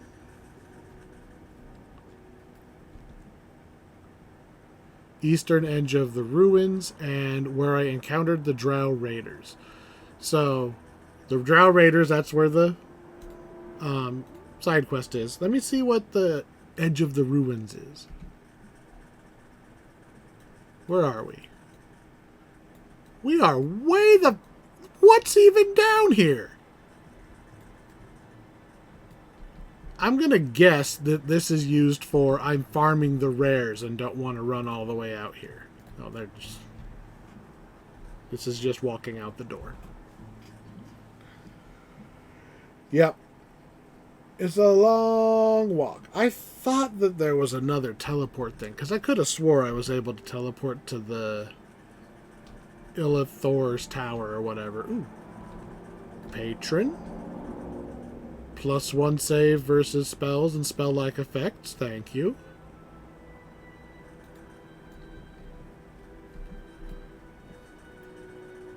Yeah, I really thought that there was another teleport, but I guess not.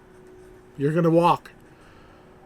That's probably my biggest gripe. Is like, these would be fine if they just give me a Ravenloft style teleporter. Just let me take me to the quests. I don't want to have to run 3 minutes of just staring at the horse in between quests. I'm trying to speed run through the quests as it is. Like, I don't want to have to run to the quest. Anyway, I've rambled enough. I give this pack a solid B. It's not a must-have, but it's a nice-to-have.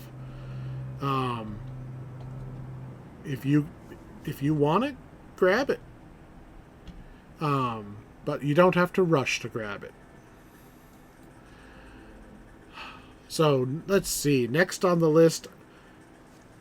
Well, since this one gets shoehorned in the middle of the playlist, I'm not sure. So, temporarily speaking, I will see you in whatever the next video in the playlist is. Thanks for watching, and we'll see you then.